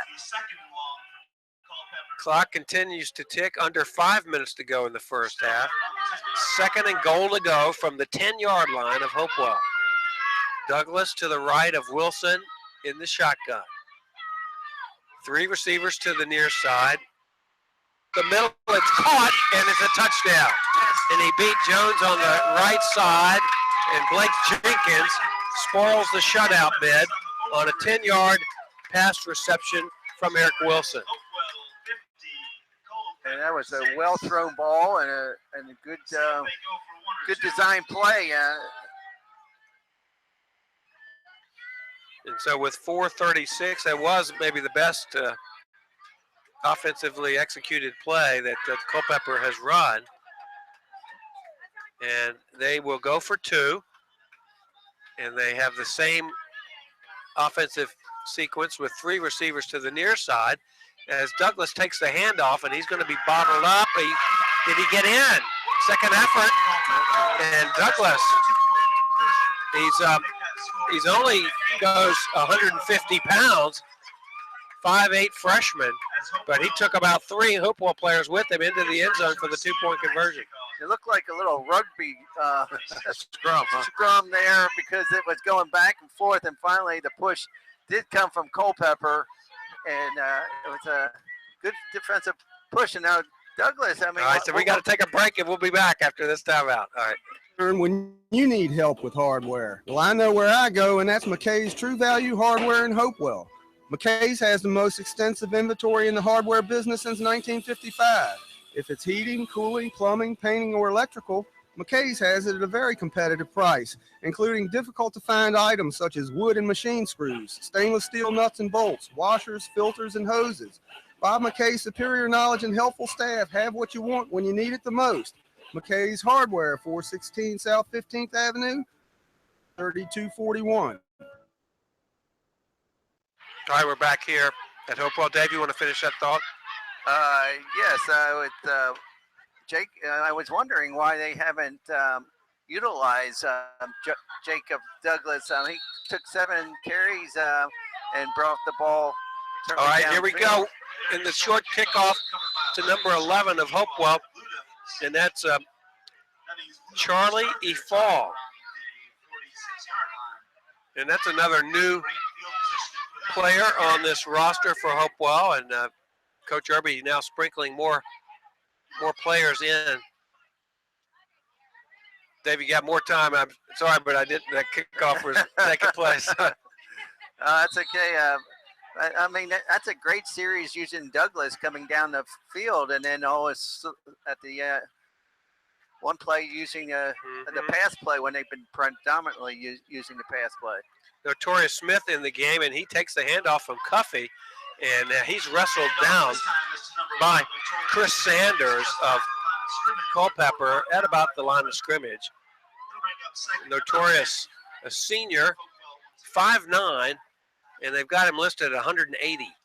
He had 16 carries, 92 yards, and 2 rushing touchdowns so far coming in. He's a tough running back. He ran really well last year for us. He got a lot more playing time last year at running back, but we don't miss a lot when one's in there. It's another handoff to Smith. This time he does a lot better. He crosses midfield, and he approaches the 45-yard line of Culpeper, a gain of about 6 or 7.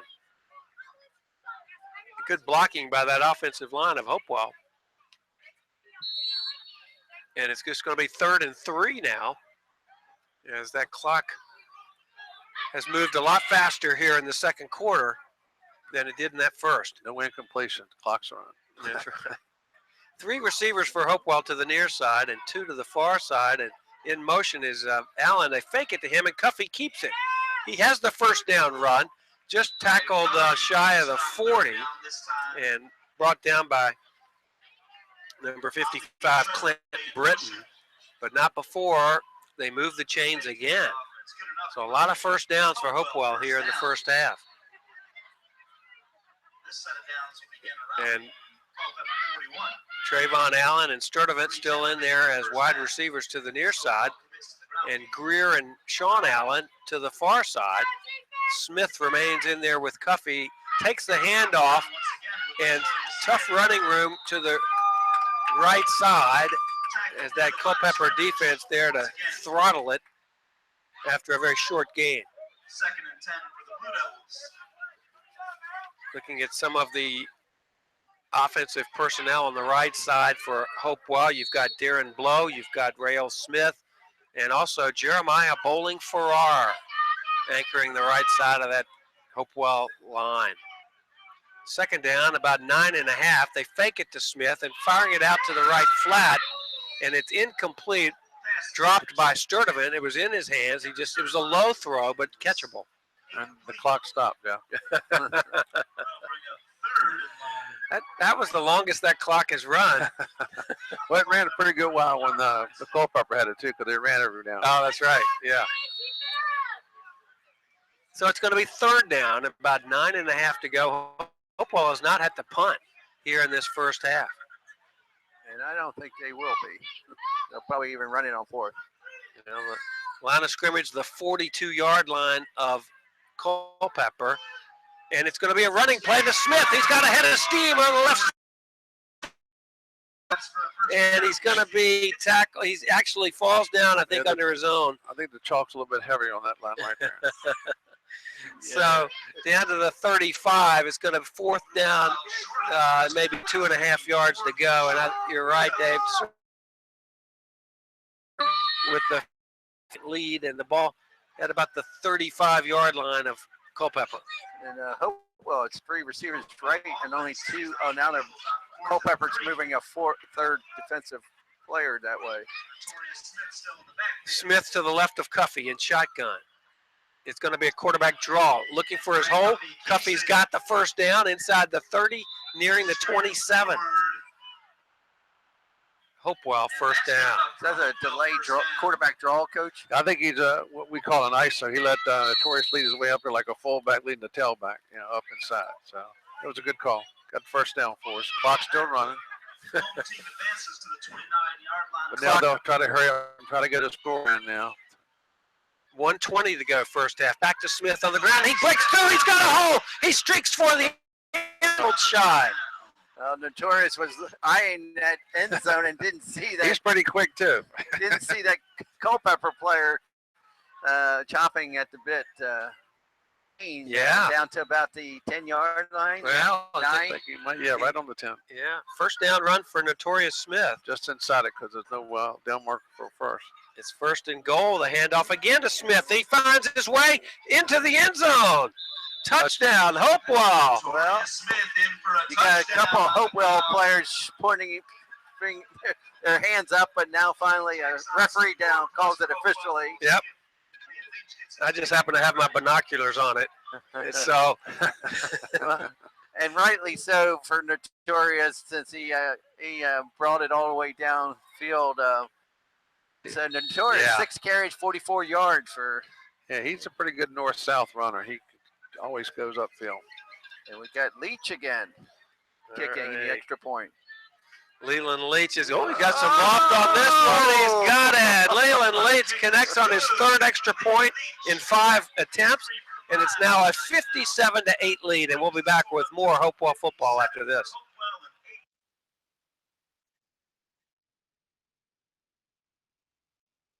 Hello. At Owen Insurance Agency, you're not just another number to us. We're small enough to know you and large enough to meet your insurance needs. As an independent insurance agency, we have many available options to get you the best rate through the Hartford, Grange Insurance, Northern Neck, Progressive Insurance, or Dairyland Motorcycle. We offer great auto rates for all drivers and excellent homeowners coverage. You can also receive discounts when you combine your auto and home policies with us. Call or visit to compare. Let us do the shopping for you. Owen Insurance, 507 North 4th Avenue, Hopewell, 458-9400. That's 458-9400. Murner Field following that 10-yard scamper from Notorious Smith for a touchdown. And with 56 seconds to go in the first half, Hopewell leads 57-8. Then we got DJ Jones kicking off. Yeah, he's got a good leg, and he kicks it down to Malik Roy, who has it at the 20. He's out to the 30, 35, still on his feet. This is the best part of their offense, as you mentioned, Dave. He's tackled just shy of the 40 at the 38-yard line, 1st and 10 for Culpeper. Yeah, and I think what will be effective if they can get that running game going, having Jacob Douglas running it, and then go ahead to the passing game as they showed in his last series of play.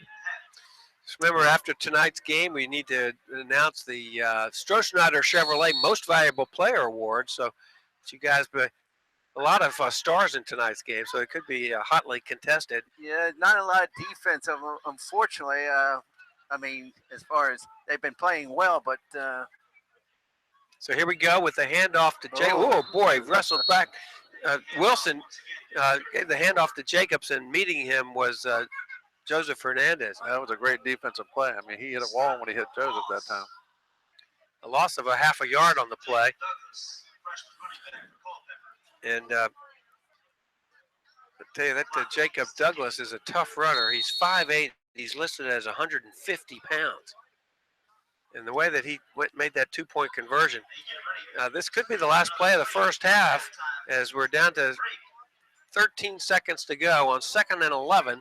Wilson, play action, fires it down the right sideline. It's going to be caught by Shelton, by Blake Jenkins with the reception to the 30, and a timeout quickly taken, I think, with 3.2 seconds left, and that was a well-executed play from Culpeper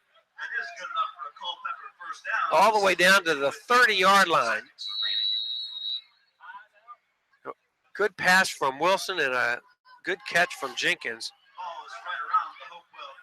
And they'll try to do it one more time with this chance for a 30-yard pass play. Maybe they'll run something similar to Blake Jenkins. Jenkins has been the leading pass receiver for Culpeper tonight. They've taken this time out to draw up a play. Yeah, I don't think it's going to be a running play, Coach. What do you think? No, I would do the same thing. They put 3 receivers one side and put one this side. Went to the 1 receiver side, which he had single coverage, and he came up with the ball. I think you might see the same type of play.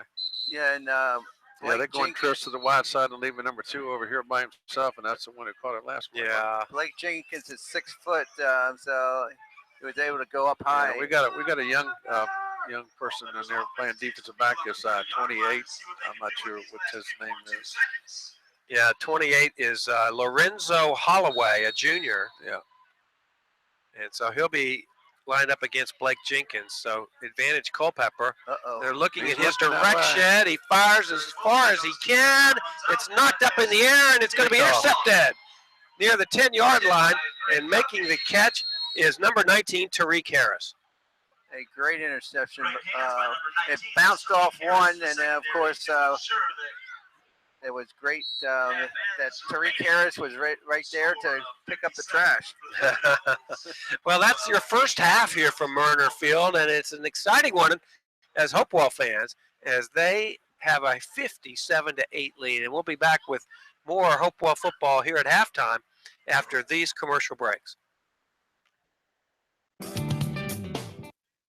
Heretic Feed and Seed has been Hopewell's lawn and garden expert for over 70 years. They say, if it grows, we have it. We also sell and service Cub Cadet, Steel, Echo, Exmark power equipment. Heretic Feed and Seed is the place to go. They are the service center for the largest equipment dealers in the area. That's Heretic Feed and Seed for all your lawn and garden needs. Located at 417 South 15th Avenue, Hopewell, Virginia, for all your lawn and garden needs.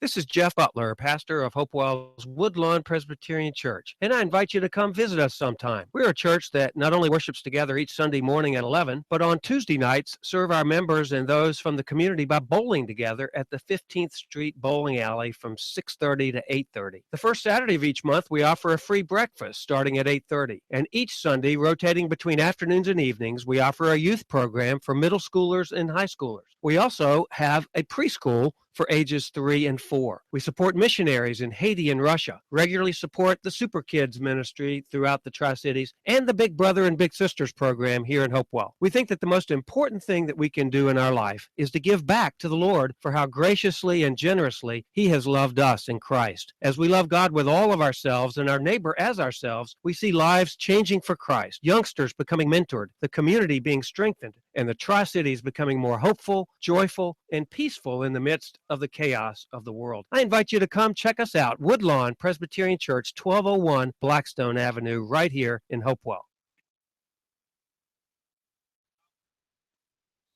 Hello, my name is Andy Clark, and I'm an agent with Ligon Jones Insurance Services in downtown Hopewell. I'm here to tell you that at Ligon Jones Insurance, we're dedicated to serving you.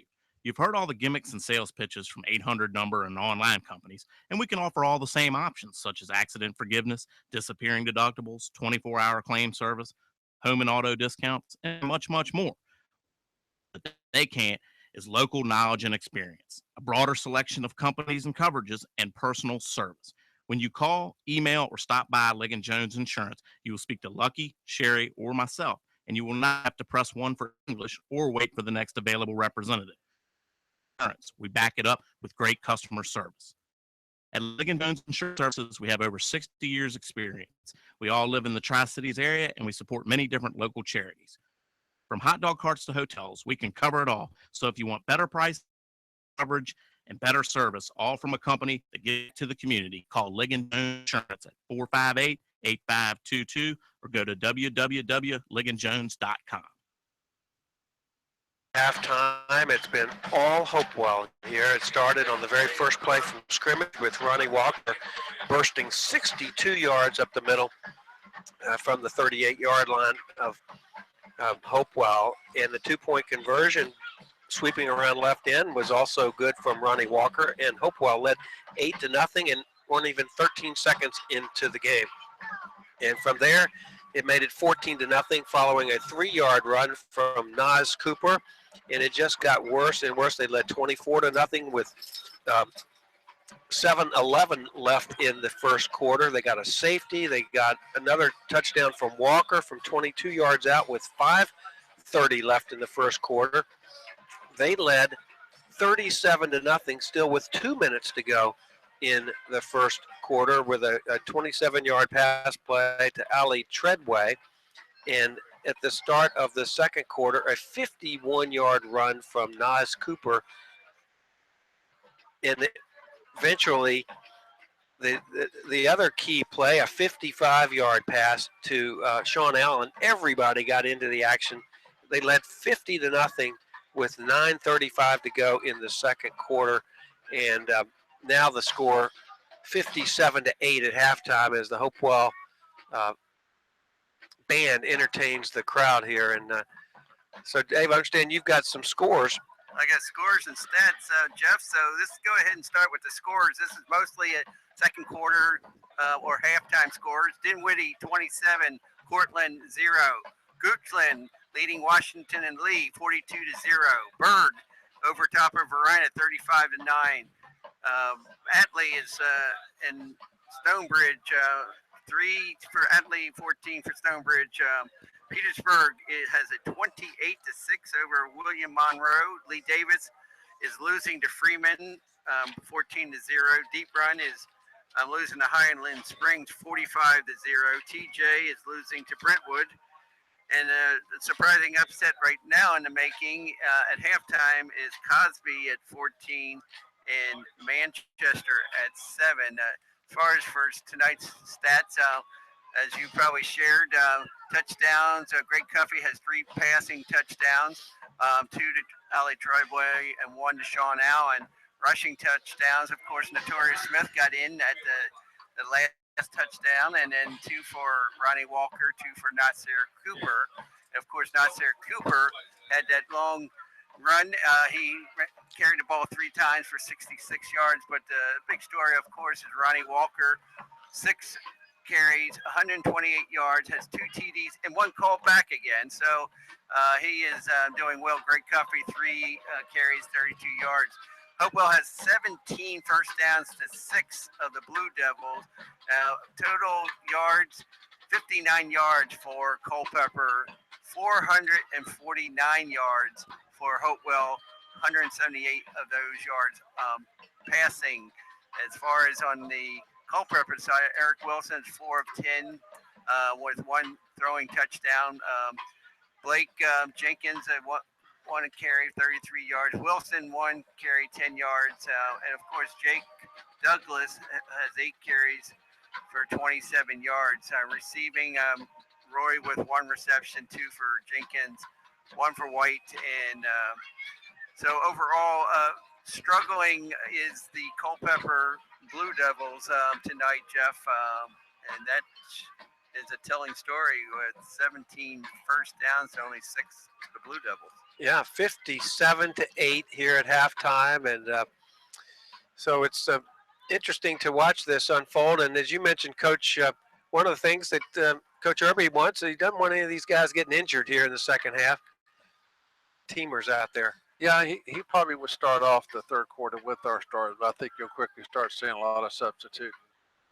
One of the things I want to say, I mentioned, Dave mentioned the scores. A lot of them are kind of lopsided, and that's what you have in the playoff system we have right now, because you have teams like a Culpeper 3-7 coming in, and I'm not a fan of this. They don't bring anybody because they don't really think they're going to be in the game. We have a decent crowd, but we'll have a better crowd next week as we get deeper in the playoffs. So if they look at the first round, it's not a big thing. I think the league understands this. My biggest problem with the league right now is that 2/3 of this money goes to them.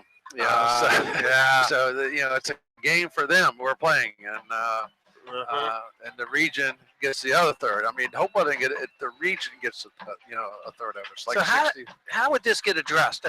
Well, I mean, I think they have addressed it. I think they're going to be seeing we're going to a 12-team playoff either next year or the year after. We're going to a 12-team playoff and try to be no more conference tournaments like in the other sports. Football, the top 12 is still the top 16, which makes it a little bit better. We'll probably get some better records here.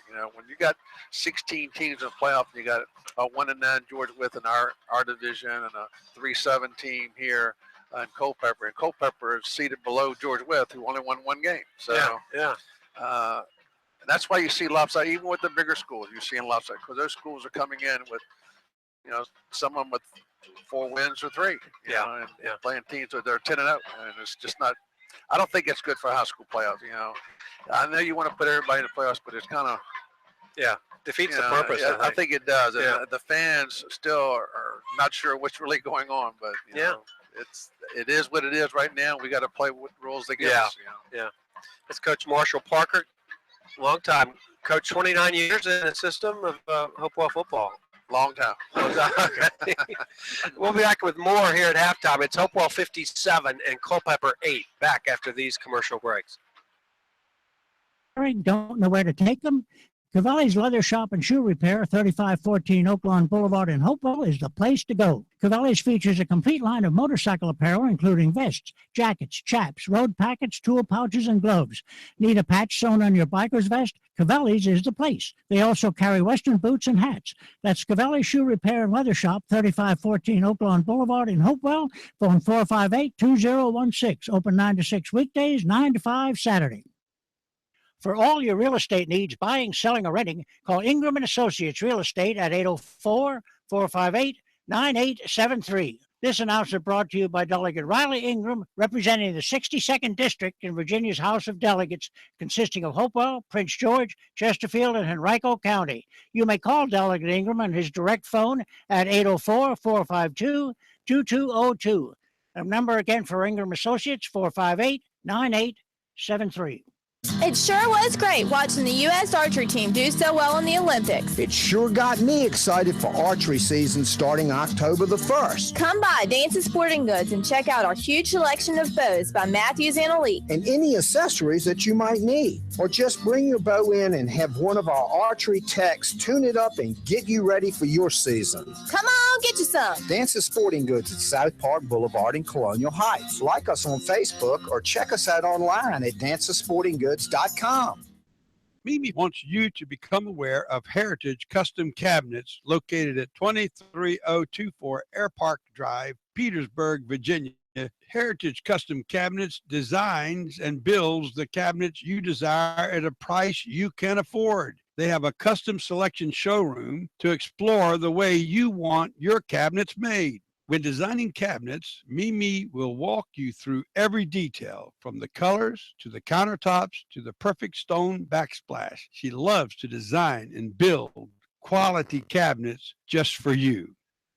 Heritage Custom Cabinets is located at 23024 Air Park Drive, Petersburg, Virginia. The main number is 861-5251. That number again is 861-5251. Call Heritage Custom Cabinets today to get started with your fantastic kitchen. This is Jerry Williams, Hopewell High School class of 1964 and president of the John Randolph Foundation. The foundation partners with local communities and organizations in Hopewell, Prince George, and the surrounding areas to support good health and bright futures. Through our grants and scholarships, we fund programs that make your neighbors' lives better. Visit us on Facebook to learn more. John Randolph Foundation. Futures. VA Cars has been the #1 used car dealer in RVA for the past 5 years. The wait is over, Tri-Cities. VA Cars' newest location is now open near Fort Lee, bringing the same quality and value to the Tri-Cities. With over 250 cars, trucks, and SUVs to choose from, all with our loyalty for life. In addition to our already incredible deals, we'll be offering a $500 instant rebate for all military. 5301 Oaklawn Boulevard or VACarsOnline.com. VA Cars, your Virginia super dealer.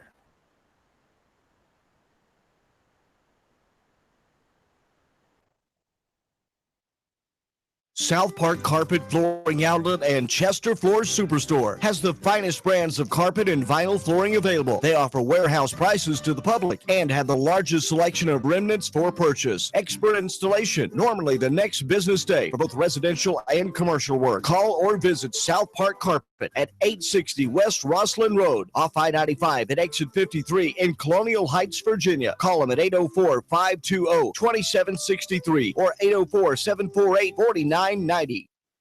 Taylor's Auto Service, 3501 Woodlawn Street in Hopewell. Taylor's offers all automotive service except internal transmission. They take care of windshield and glass service, computerized alignments, brakes and tires, muffler, state inspection, military and senior citizen discounts. They've been in business since 1979.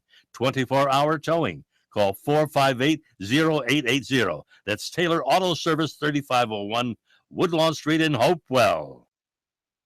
Street, located at 456 Charles Dimmick Parkway in Columbia Heights and on 4th and Broadway in Hopewell, provide trusted and comfortable dental care for the entire family. Doctors Beltrami, Dixon, and Stafford and their staff provide only the best that modern dentistry has to offer. They use the latest in technology and procedures to provide your care. They specialize in children, family, and cosmetic dentistry, crowns on your first visit, and teeth implants. They keep up with the latest dental procedures and pride themselves on patient care. They accept many dental insurance plans. Call now for your appointment at 520-4088 or in Hopewell at 458-3004. Why Commonwealth Dentistry? They are simply the best.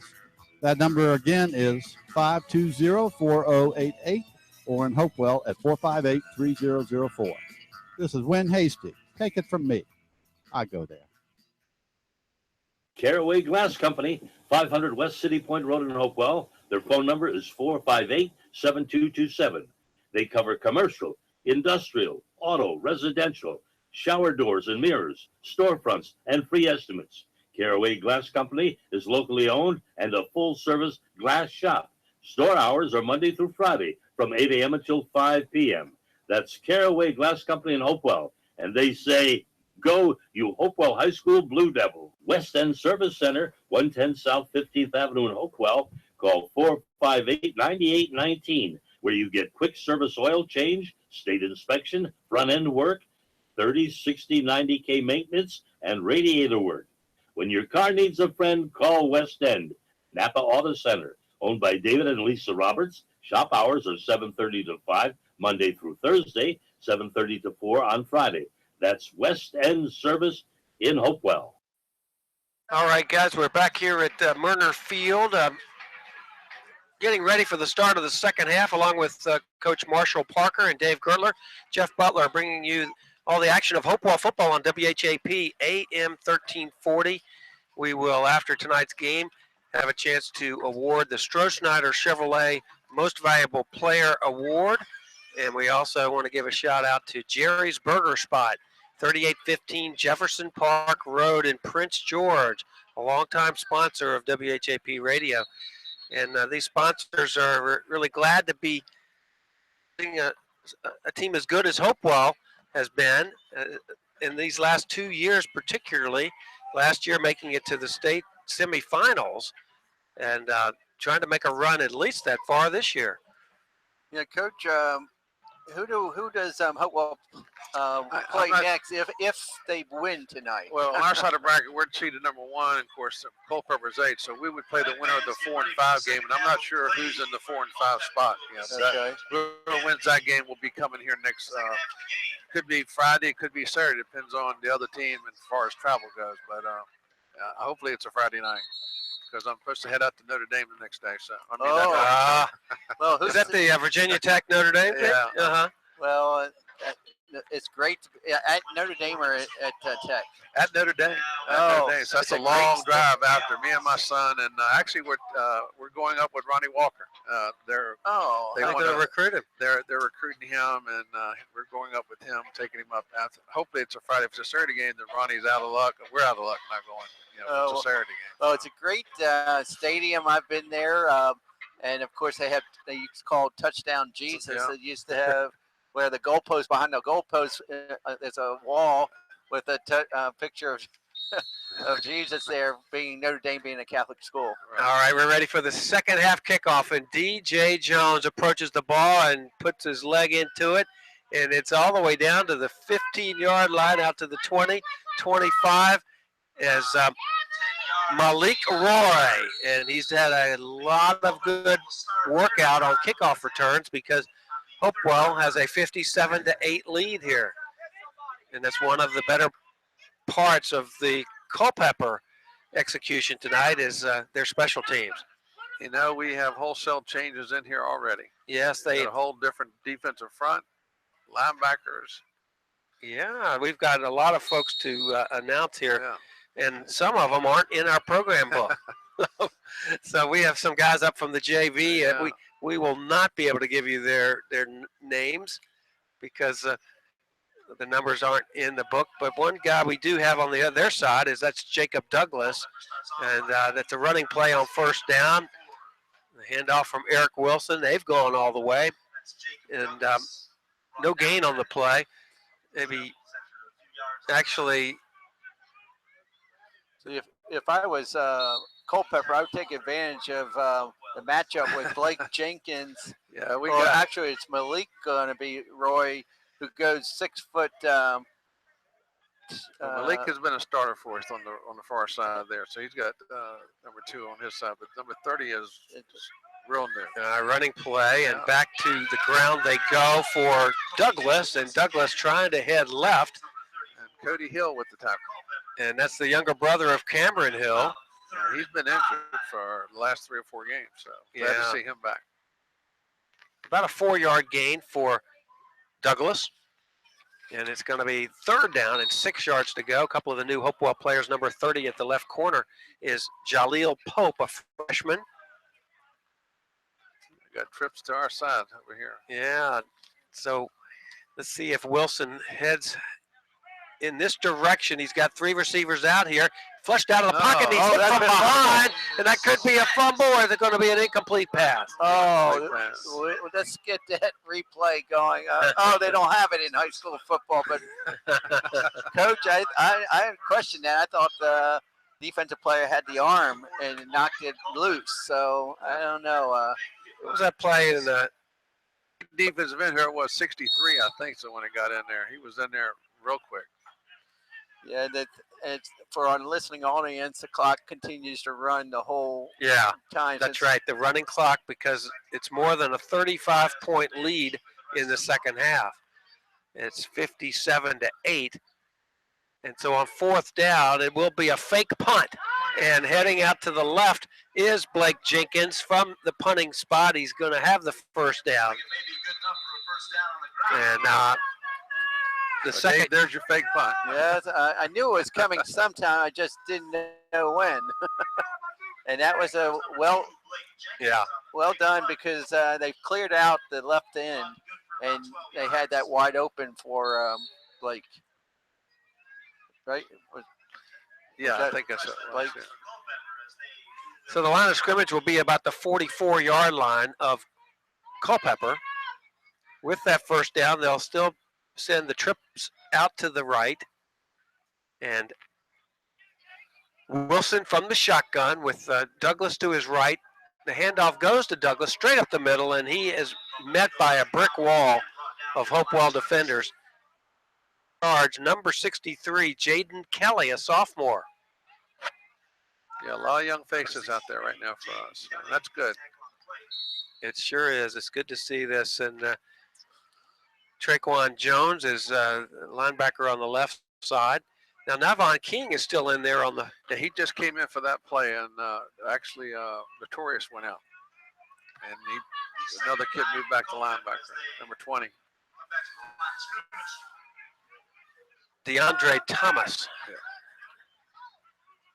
On 2nd and 10, rolling out to the right, Wilson. It's an option pitch out to Malik Roy, and he's wrestled out of bounds near midfield.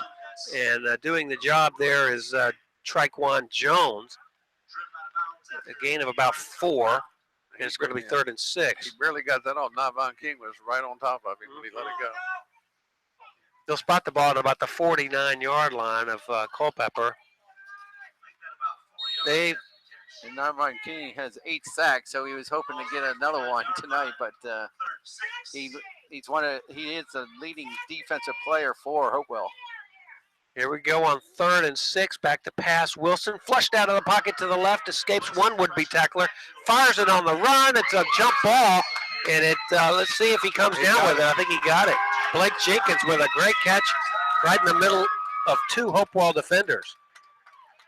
And that's the height advantage that we were talking about going against number 30, which do we have him on the run? Yeah, he's listed at 5'8", and Jenkins at 6 feet.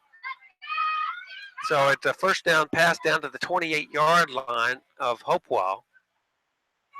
With the running clock, we're already down to the 6:35 mark. Although we've had one ball go out of bounds. And it's Douglas off left tackle, and he's going to be sandwiched down on the far side. Nivon King leading the charge, and also Razon Murphy assisting. And no gain on the play, it looks to be. Culpeper with 1 touchdown only. It was a 10-yard pass from Wilson to Jenkins, and they got the 2-point conversion. That's the only blemish on Hopewell's defense here tonight. 57-8, clock ticking now, under 6 minutes to go, 3rd quarter. Wilson, 3-step drop, a little flare pass out to the right. Roy's got it. He makes 2 guys miss. Then he's upended with a nice tackle. Murphy. Razon Murphy made a nice tackle, and Roy did some nifty shifting in his run. He caught it about 5 yards behind the line of scrimmage, and then out about 6 yards. It'll be 3rd and 4. That looked a lot longer. I thought that he gained a lot more yards, but yeah, it was thrown kind of in the backfield. He made a nice move to get away from the first tackler. I thought he was going to be tackled for a loss. Yeah.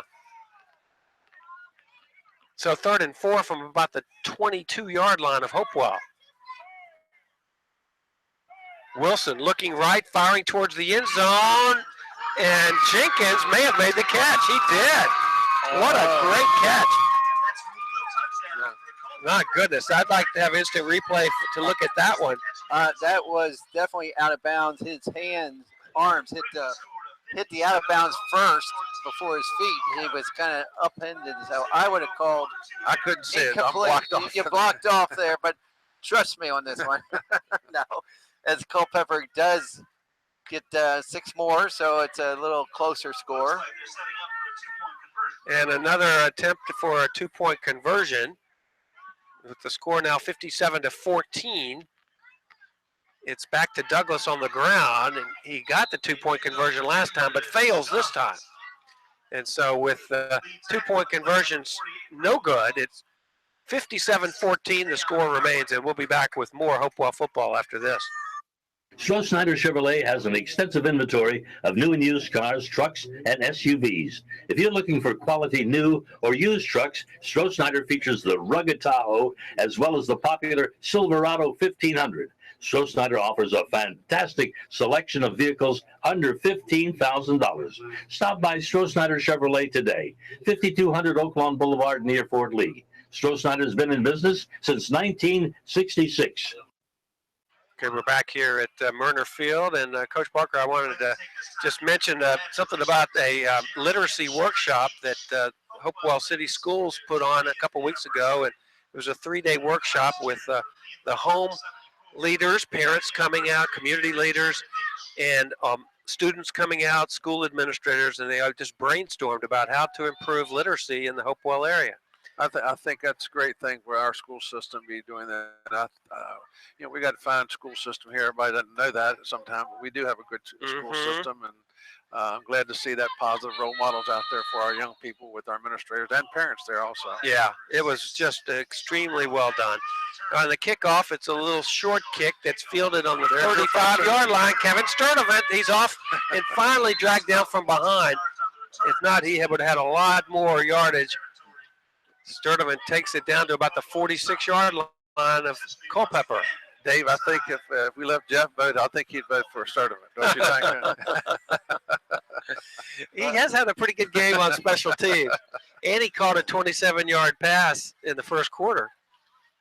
But no, he would not get my vote for Stroh-Schneider's Chevrolet most valuable player, as well as he's played. We got a new quarterback, our sophomore, Daniel. Yeah, Daniel Greer. And a new running back. Well, I don't know if that's I guess Torrey. So Daniel's running the ball. Yeah, he's heading around right in, and he breaks free. Now he cuts back to the center. And he's still on his feet inside the 25. Daniel Greer, who showed some great running against Dinwiddie when he came in the fourth quarter of that blowout. And actually, he ran for a touchdown in that game of some 50 yards. And he showed his alert, quick speed there, taking it for a first down run inside the 25-yard line of Culpeper. Now the handoff to Notorious Smith, and he sprints out around right in, and he is racing towards the goal line. He smells it, but a flag is down, and that might be a holding call against Hopewell, as Smith was looking for that last 3 or 4 yards to get into the end zone, and this one may come back. And Jeff, we have a whole new offensive line in there too at this time. Yes, the whole series. That's pretty impressive. That is impressive, isn't it, to see that kind of blocking would take place. Let's see what they call here. I think the Darius Singleton was doing a good job blocking, but toward the end, I think he held the call. Them. Okay, he did not hold. Great.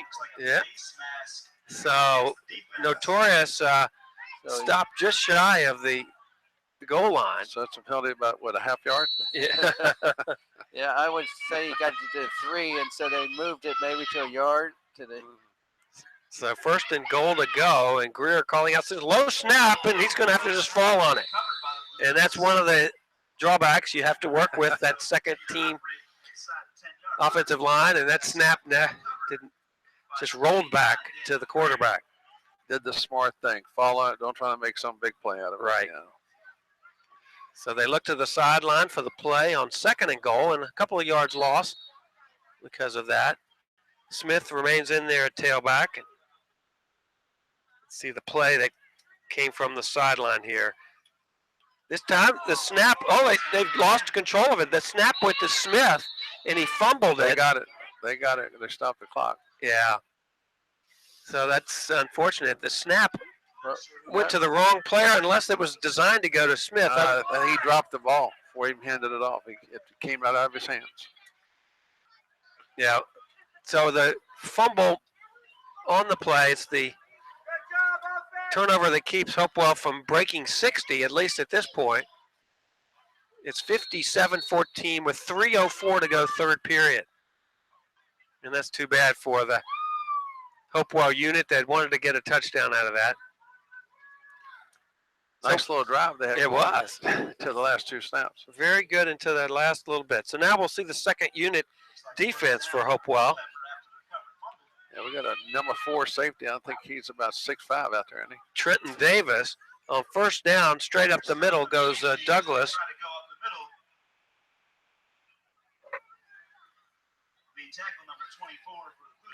And a gain of maybe a yard on the play.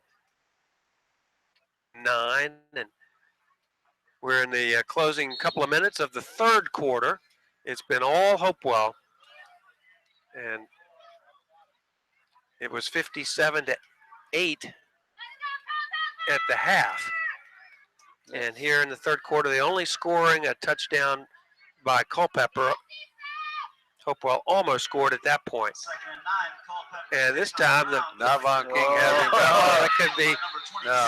Forward progress gets him to about the 6-yard line. Yeah, the fake was to Jacobs, to Douglas, and Navon King wrapped up the quarterback. It's going to be 3rd and long. Yeah, it looks like it's about the 6-yard line. Yeah, looks like a couple-yard loss on the play. Back maybe 12 yards to go for a first. See what they dial up here on 3rd and 12. A minute 29, the running clock, because in the second half a team leads by 35 or more points. I think they have an average of 4 or 5 inches on all our defensive backs right now. Wilson in his own end zone, firing across the middle. It's caught by Roy. And making the tackle for Hopewell is Jaleel Pope. But that brings some cheers from the Culpeper squad. They hadn't had a lot to cheer about tonight. I got that to about the 26-yard line. Yeah, so that play. I mean, basically in the second half, it's been all more Culpeper offense. Yeah. We've had that one good drive ourselves, but there's some reason for that too. I think our second unit could probably play their first unit. They're playing pretty well. They really are. So first down handoff, and the fumble on the handoff. Douglas fumbled it, but an offensive lineman falls on it. And that's number 60 for Culpeper, Brandon Miller. Keeps the drive alive for Culpeper as we're coming down to the end of the 3rd quarter. So we'll take a break and be back with the last quarter Hopewell football after this.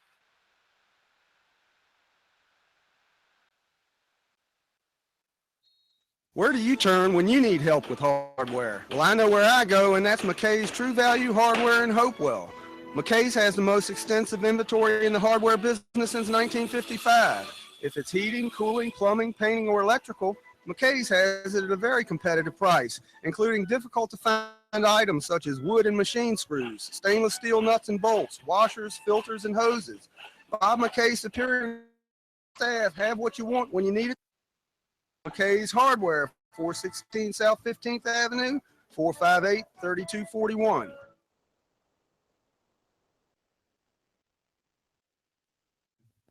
At Owen Insurance Agency, you're not just another number to us.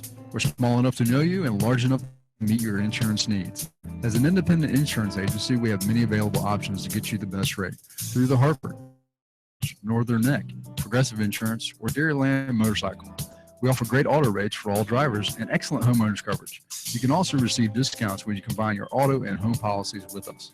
Call or visit to compare. Let us do the shopping for you.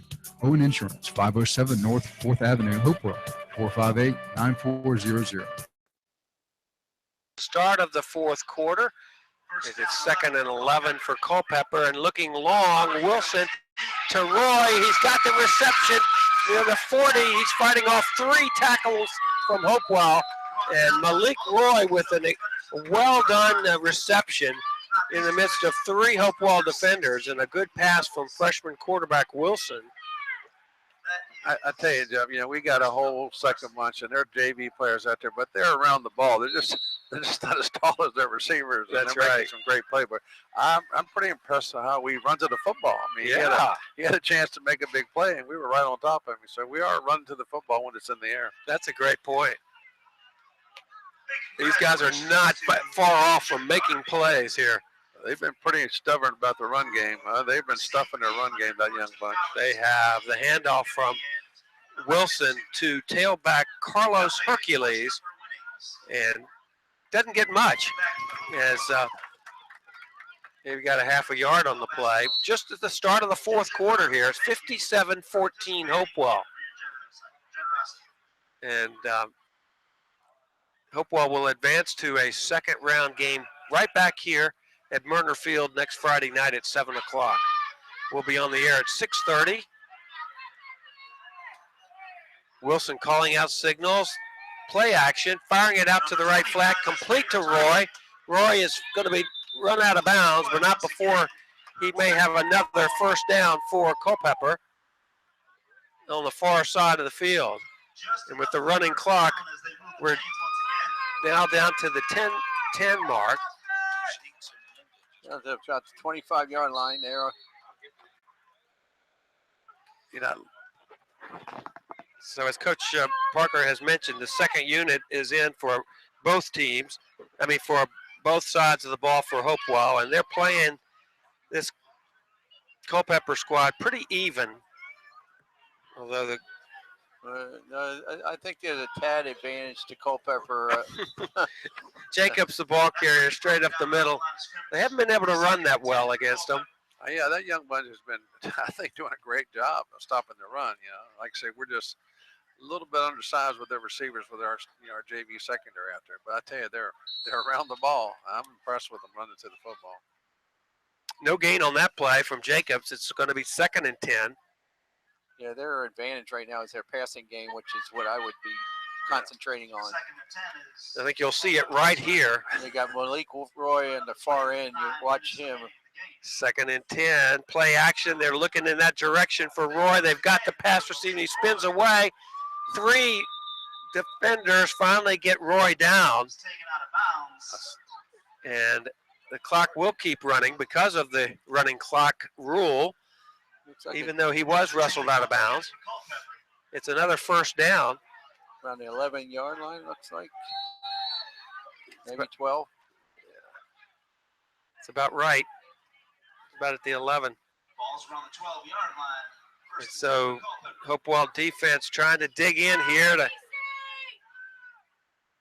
keep Culpeper off the board. And Wilson is going to be a running play to Hercules, and he goes nowhere. I think the PA announcer's listening to you. Cody Hill made the stop, and I listened to him for that tackle. Yeah, Cody Hill was in there real quick.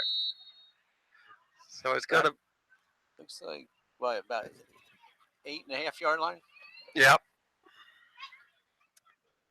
I think they're outside that. I think they're around the 11-yard line. I see the 10-yard. It's about the 11. Yeah, you're right. Oh, 11. You're right, Coach. Thanks for your eyes. I should put my glasses on back. Oh, I got my glasses on. Sorry. All right, another play action looking to the end zone Jump for ball. Roy. And there's a jump ball. Out of bounds. I think he was out of bounds, yes. Yep. Just a tad too far. He made the catch. He couldn't get his foot in bounds. And so it's going to be a 4th down. Or was it 3rd? All right. 3rd and 9, 10, I guess. Yeah. So 2 more opportunities for Culpeper here with 7:14 to go in the game.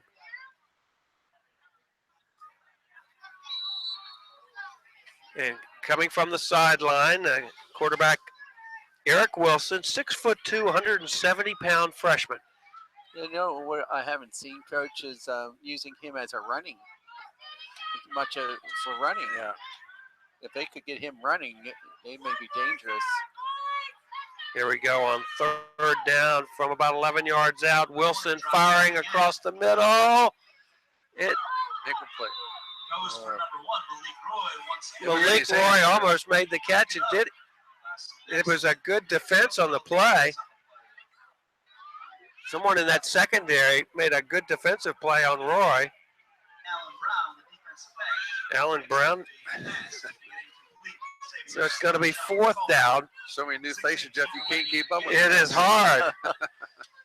It's good for these people to, and they can say they were in playoff game. That's right. You know, you don't get that opportunity very much, especially dressing out. You think, oh, it's great to dress out as JV, but now, of course, they're actually playing and getting some good time. And they want to make a statement here on 4th down and keep him out of the end zone. And the pass toward the end zone is caught. And he got in for the score. That was number 12. 88, Deshaun Clark with the catch.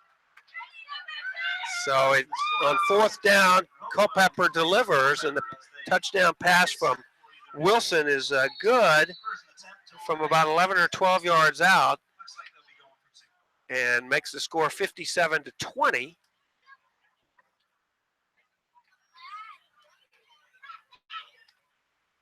They've stuck around on the far side. this very good first round win in the 3A division playoffs. So now Wilson going for two. It's going to be a running play straight up the middle, and it's not going to make it. The first hit was by DeAndre Thomas. And so the score remains 57-20. And we will be back with more Hopewell football after these commercial breaks. This is Jeff. Heretic Feed and Seed has been Hopewell's lawn and garden expert for over 70 years. They say, if it grows, we have it. We also sell and service Cub Cadet, Steel, Echo, X-Mark power equipment. Heretic Feed and Seed is the place to go. They are the service center for the largest equipment dealers in the area. That's Heretic Feed and Seed for all your lawn. Heretic Feed and Seed has been Hopewell. This is Jeff. Shoes need repairing? Don't know where to take them? Cavalli's Leather Shop and Shoe Repair, 3514 Oaklawn Boulevard in Hopewell is the place to go. Cavalli's features a complete line of motorcycle apparel, including vests, jackets, chaps, road packets, tool pouches, and gloves. Need a patch sewn on your biker's vest? Cavalli's is the place. They also carry Western boots and hats. That's Cavalli's Shoe Repair and Leather Shop, 3514 Oaklawn Boulevard in Hopewell. Phone 458-2016. Open 9 to 6 weekdays, 9 to 5 Saturday. All right, we're back here at Murner Field, Hopewell, following an 11-yard touchdown pass. As the short kickoff is fielded by Hopewell, which will thwart any onside kick attempt. Making the reception was Jeremiah Schofield. And that'll give Hopewell's offense another crack at it here with 5:42 to go. This may be the last drive of tonight's game. If they get some first downs, which they showed last time they were capable, was just that handoff. They've had a couple struggle with the handoff with last series of plays. All right, so it's Daniel Greer back in at quarterback, and it's going to be a running play on first down, and streaking down the left sideline is Anthony Hale, the freshman. Hale had a good run last week against Prince George, and he followed it up with a good run here tonight against Culpeper. Another first down for Hopewell. Clock continues to move, even though Hale goes out of bounds. It's that running clock in the second half. It's going to make it for the close. It's only 9:05 tonight, but we started at 7 tonight. We had a 50-minute first quarter, though. That time it's a fake to Hale, and Greer will keep it, and he gets back to the original line of scrimmage, maybe forward for a half a yard. Dave, do you have any record of what the score was at the end of the first quarter? I'll have to check on that, Jeff. Let's see. Border.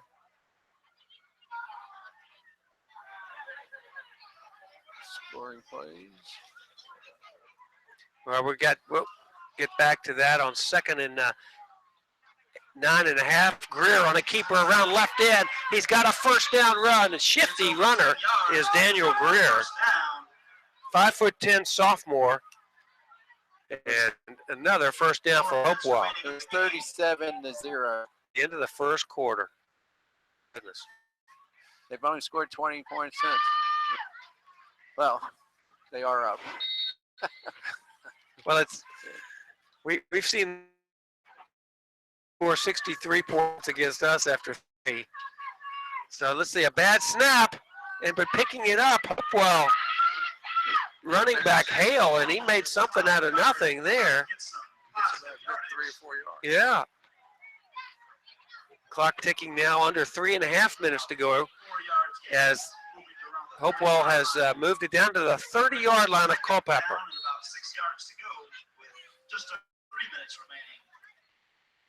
In the game at right slot, out part of a triple package to the right.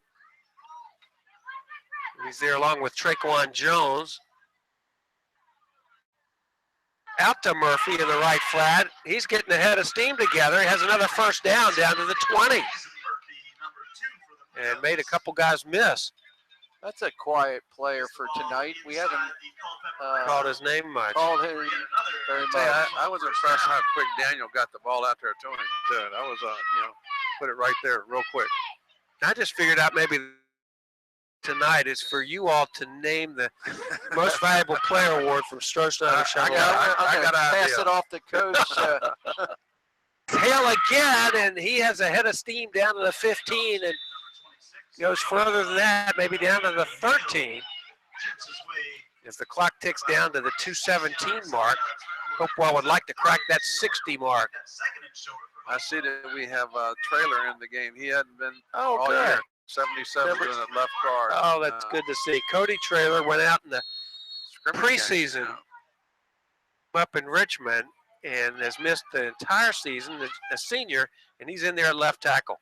Greer is going to try to sweep the left side. He's upended just shy of the goal line, it looks, on the far side. Good tackle. Like Darren Colbert upended Greer. But it will be a 1st and goal for the Hopewell Blue Devils. And so, Coach, do you try to get it in, or? Oh, I think with this bunch, he'll let them try to score. I mean, he's had no first teamers in there at all this half. So yeah, that makes perfect. It'd be great for these kids to get it in. They have moved the football. Hand off to Hale, and Hale gets in. Anthony Hale with his first touchdown of the year. The freshman scores from 5 yards out, and Hopewell now leads 63-20. And there was an injured player, the one who just came back. Trailers. Oh, no. Yeah. That's not good. That's why he was not in the game the last 2 plays, because the last 2 games, we thought he might come in the Thomas Dale game. Oh, and that's not – the senior just came in for his first plays of the season and is injured. We'll be back after these commercial breaks and give you an update. For all your real estate needs, buying, selling, or renting, call Ingram & Associates Real Estate at 804-458-9873. This announcement brought to you by Delegate Riley Ingram, representing the 62nd District in Virginia's House of Delegates, consisting of Hopewell, Prince George, Chesterfield, and Henrico County. You may call Delegate Ingram on his direct phone at 804-452-2202. The number again for Ingram Associates, 458-9873.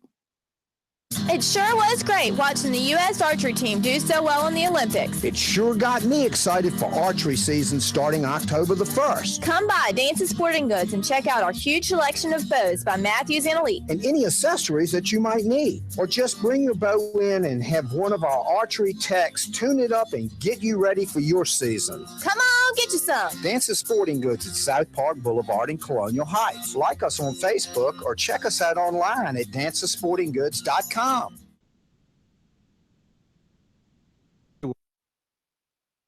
VA Cars has been the #1 used car dealer in RVA for the past 5 years. The wait is over, Tri-Cities. VA Cars' newest location is now open near Fort Lee, bringing the same quality and value to the Tri-Cities. With over 250 cars, trucks, and SUVs to choose from, all with our loyalty for life. In addition to our already incredible deals, we'll be offering a $500 instant rebate for all military. 5301 Oak Lawn Boulevard or VACarsOnline.com. VA Cars, your Virginia super dealer.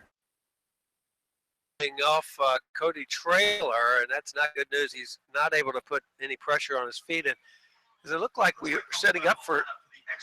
Did they get in on that? They did, of course. What I'm thinking is so concerned with the injury. The Hale touchdown. That's right. 5 yards out. 74 is in to kick the extra point. Yes. Yeah, I gave him a 6-yard. Gave him an extra yard. Give him an extra. Okay. So Leland Leach has already kicked 3 extra points, and 3 out of 5. He's looking to make 4 out of 6, as Daniel Greer will hold with 1:13 to go in the ball game. And as Dave mentioned, it was 37-0 at the end of the first quarter, and it was like 50-6 or 50-8 at the end of the half. And Leland Leach's kick is not going to make it, as it's wide left. And so with 1:13 to go, we'll be back with the final 1:13 after this timeout. South Park Carpet Flooring Outlet and Chester Floors Superstore has the finest brands of carpet and vinyl flooring available. They offer warehouse prices to the public and have the largest selection of remnants for purchase. Expert installation, normally the next business day for both residential and commercial work. Call or visit South Park Carpet at 860 West Roslyn Road, off I-95 at exit 53 in Colonial Heights, Virginia. Call them at 804-520-2763 or 804-748-4990. Taylor's Auto Service, 3501 Woodlawn Street in Hopewell. Taylor's offers all automotive service except internal transmission. They take care of windshield and glass service, computerized alignments, brakes and tires, muffler, state inspection, military and senior citizen discounts. They've been in business since 1979. 24-hour towing. Call 458-0880. That's Taylor Auto Service, 3501 Woodlawn Street in Hopewell. Okay, following the missed extra point, the Hopewell lead 63-20, and DJ Jones kicking off. And he's been getting some good ones, and it's down to the 25-yard line. And Roy on the return, it's a good one, out to about the 47-yard line of Culpeper, knocked out of bounds. And the clock is stopped until the first snap. So there are some rules that stop a running clock. It gives you time to get your offense on the field. And then, once the first snap, then the clock will run. Unless they call timeout. Right, with the ball at the 46-yard line. He's already running the clock. That ain't snapped it yet.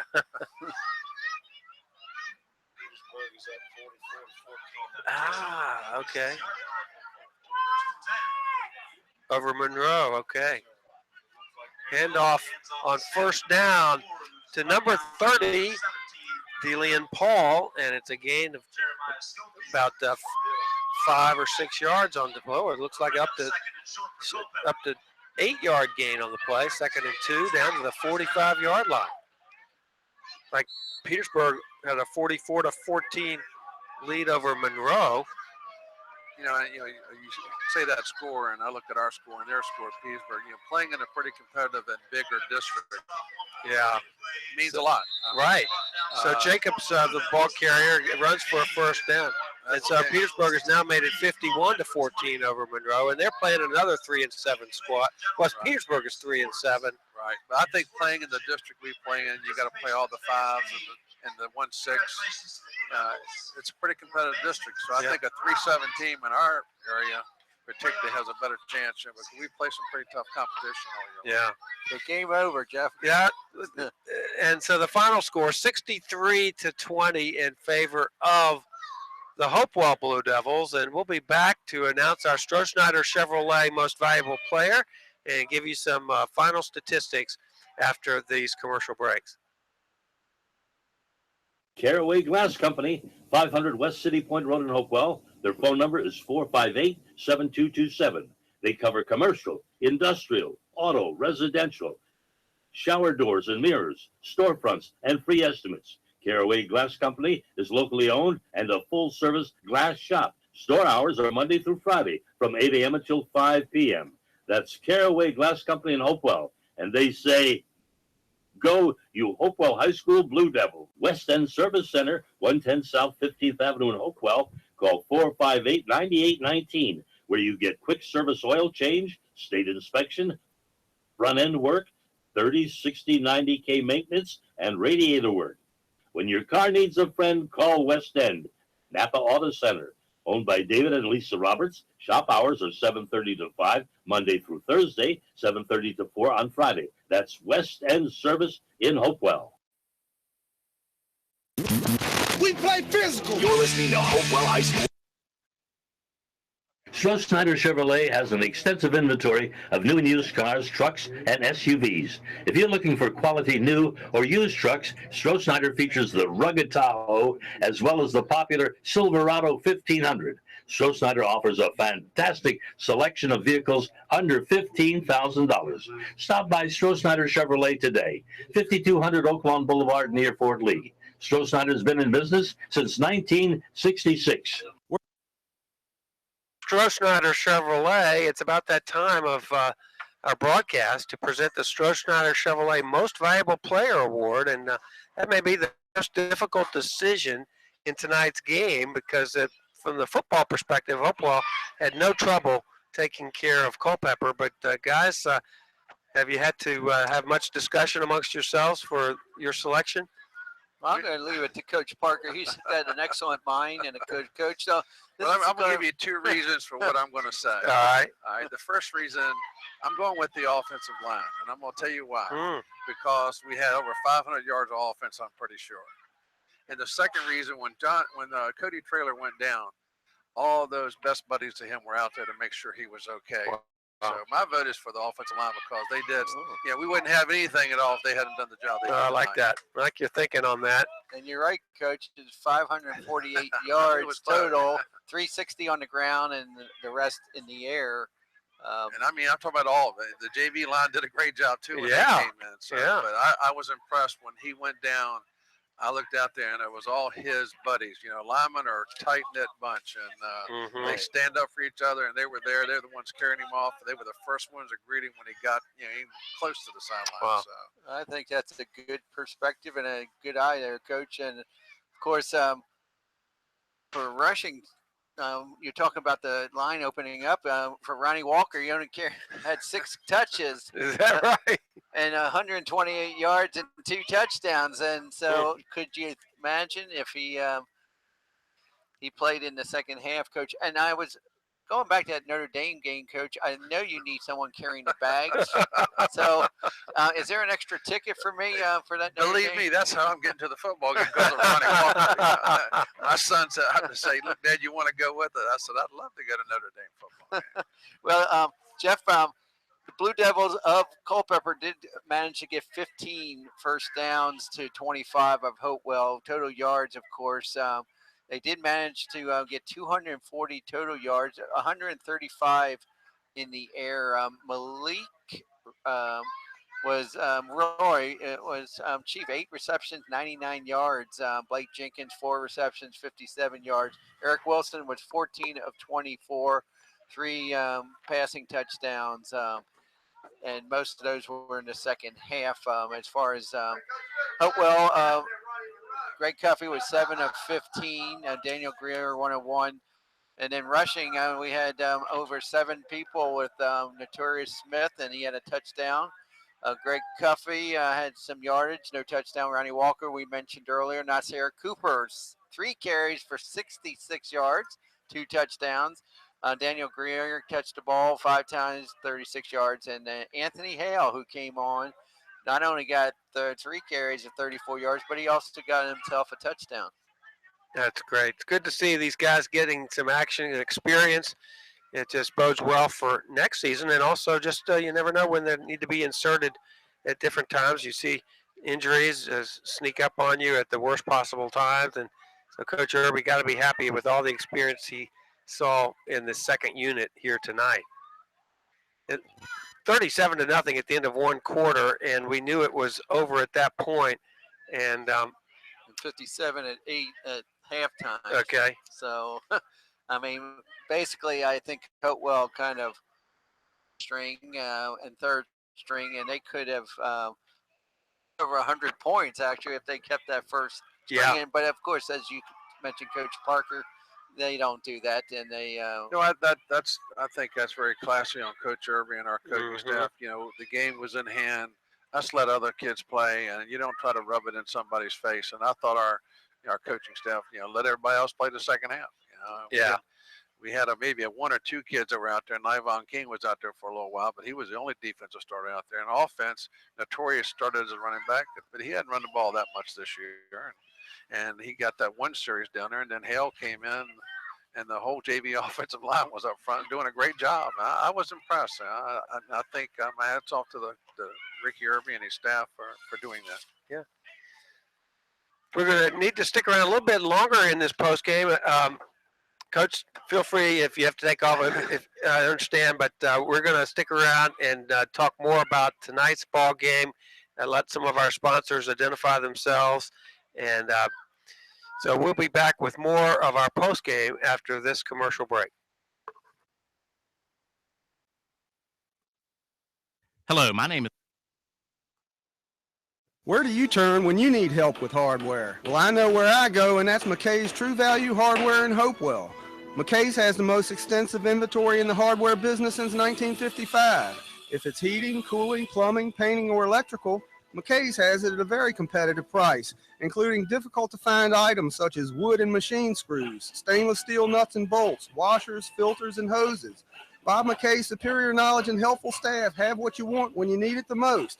McKay's Hardware, 416 South 15th Avenue. At Owen Insurance Agency, you're not just another number to us. We're small enough to know you and large enough to meet your insurance needs. As an independent insurance agency, we have many available options to get you the best rate through the Hartford, Grange Insurance, Northern Neck, Progressive Insurance, or Dairyland Motorcycle. We offer great auto rates for all drivers and excellent homeowners coverage. You can also receive discounts when you combine your auto and home policies with us. Call or visit to compare. Let us do the shopping for you. Owen Insurance, 507 North 4th Avenue, Hopewell, 458-9400. That's 458-9400. This is Jeff Butler, pastor. Heretic Feed and Seed has been Hopewell's lawn and garden expert for over 70 years. They say, if it grows, we have it. We also sell and service Cub Cadet, Steel, Echo, Exmark power equipment. Heretic Feed and Seed is the place to go. They are the service center for the largest equipment dealers in the area. That's Heretic Feed and Seed for all your lawn and garden needs. Located at 417 South 15th Avenue, Hopewell, Virginia, for all your lawn and garden needs. This is Jeff Butler. Don't know where to take them? Cavalli's Leather Shop and Shoe Repair, 3514 Oak Lawn Boulevard in Hopewell, is the place to go. Cavalli's features a complete line of motorcycle apparel, including vests, jackets, chaps, road packets, tool pouches, and gloves. Need a patch sewn on your biker's vest? Cavalli's is the place. They also carry Western boots and hats. That's Cavalli's Shoe Repair and Leather Shop, 3514 Oak Lawn Boulevard in Hopewell. Phone 458-2016. Open 9 to 6 weekdays, 9 to 5 Saturday. For all your real estate needs, buying, selling, or renting, call Ingram & Associates Real Estate at 804-458-9873. This announcement brought to you by Delegate Riley Ingram, representing the 62nd District in Virginia's House of Delegates, consisting of Hopewell, Prince George, Chesterfield, and Henrico County. You may call Delegate Ingram on his direct phone at 804-452-2202. The number again for Ingram Associates, 458-9873. Okay, we're back here at Murner Field following tonight's lopsided 63-20 victory for Hopewell and a first-round victory in the playoff. They will be back here either next Friday, we're told, or the game could be moved to Saturday. And so that was a bit of a surprise. We heard from Coach Parker after he had to leave us here in our postgame. And that's because depending on the team, how far they have to travel. If they don't have to travel too far, it will be Friday night. If they have to travel a distance, then they will be coming and having that makes sense. Saturday. That makes sense. So we didn't find out what time on Saturday they would play, did we? No, but I think it would be normally a 7 o'clock time, but they could play in the afternoon. But because of the travel, I would think they still would be playing in the evening. But we'll get that soon. But a impressive. We said they needed to start early and they needed to start strong, and Hopewell did exactly that. And for the Blue Devils of Culpeper, they just could not get that offensive game from the beginning. If they could have done what they did in the second half, even though they had some second string, that is Hopewell had second string, but they started running the ball and then passing it, and they were more effective when they did that. Yeah. It was just a dominating performance. Coach Ricky Irby and his staff have so well prepared this team, and they are so well deserving of a number one seed. And in the midst of a good point that Coach Parker was making about whether this Virginia High School League needs to change this playoff system from having a 16-team format to reducing it down to a 12. Because these kind of games are so lopsided, and the fans don't really come out for a game like this. The Culpeper team didn't really travel well to support, and our crowd was pretty decent. But Yeah, it wasn't as impressive. I was surprised that we didn't have more people out, but maybe perhaps they knew a little bit more than we did. 3-7 team coming in, you just don't expect a whole lot. And of course, that's exactly what happened. Unfortunately, for Culpeper, it has to be humiliating, and losing. That's their last game for the season, and for these seniors, that's going to be the last taste in their mouth of a defeat of such a 63 to 20. Yeah, that's a tough defeat. Yeah, it really was. Hopewell's season, though, advances. They're now 8-3, and they will play either next Friday or Saturday. And we will be back to let you know as you listen to WHAP throughout the week, or listen or watch your newspapers, and we'll find out whether we'll be on the air Friday night or Saturday. We don't even know if it's Saturday afternoon or Saturday evening, but we will respond to however Virginia High School League tells us. And so for Coach Marshall Parker and Dave Gertler, this is Jeff Butler. Again, the final score in tonight's first round 3A division football game from Murner Field in Hopewell. It was Hopewell 63 and Culpeper 20. Good night, everybody. It sure was great watching the U.S. archery team do so well in the Olympics. It sure got me excited for archery season starting October the 1st. Come by Dance's Sporting Goods and check out our huge selection of bows by Matthews and Elite. And any accessories that you might need. Or just bring your bow in and have one of our archery techs tune it up and get you ready for your season. Come on, get you some. Dance's Sporting Goods at South Park Boulevard in Colonial Heights. Like us on Facebook or check us out online at dancesportinggoods.com. Mimi wants you to become aware of Heritage Custom Cabinets located at 23024 Air Park Drive, Petersburg, Virginia. Heritage Custom Cabinets designs and builds the cabinets you desire at a price you can afford. They have a custom selection showroom to explore the way you want your cabinets made. When designing cabinets, Mimi will walk you through every detail, from the colors to the countertops to the perfect stone backsplash. She loves to design and build quality cabinets just for you. Heritage Custom Cabinets is located at 23024 Air Park Drive, Petersburg, Virginia. The main number is 861-5251. That number again is 861-5251. Call Heritage Custom Cabinets today to get started with your fantastic kitchen. This is Jerry Williams, Hopewell High School. VA Cars has been the #1 used car dealer in RVA for the past 5 years. The wait is over, Tri-Cities. VA Cars' newest location is now open near Fort Lee, bringing the same quality and value to the Tri-Cities. With over 250 cars, trucks, and SUVs to choose from, all with our loyalty for life. In addition to our already incredible deals, we'll be offering a $500 instant rebate for all military. 5301 Oaklawn Boulevard or VACarsOnline.com. VA Cars, your Virginia super dealer.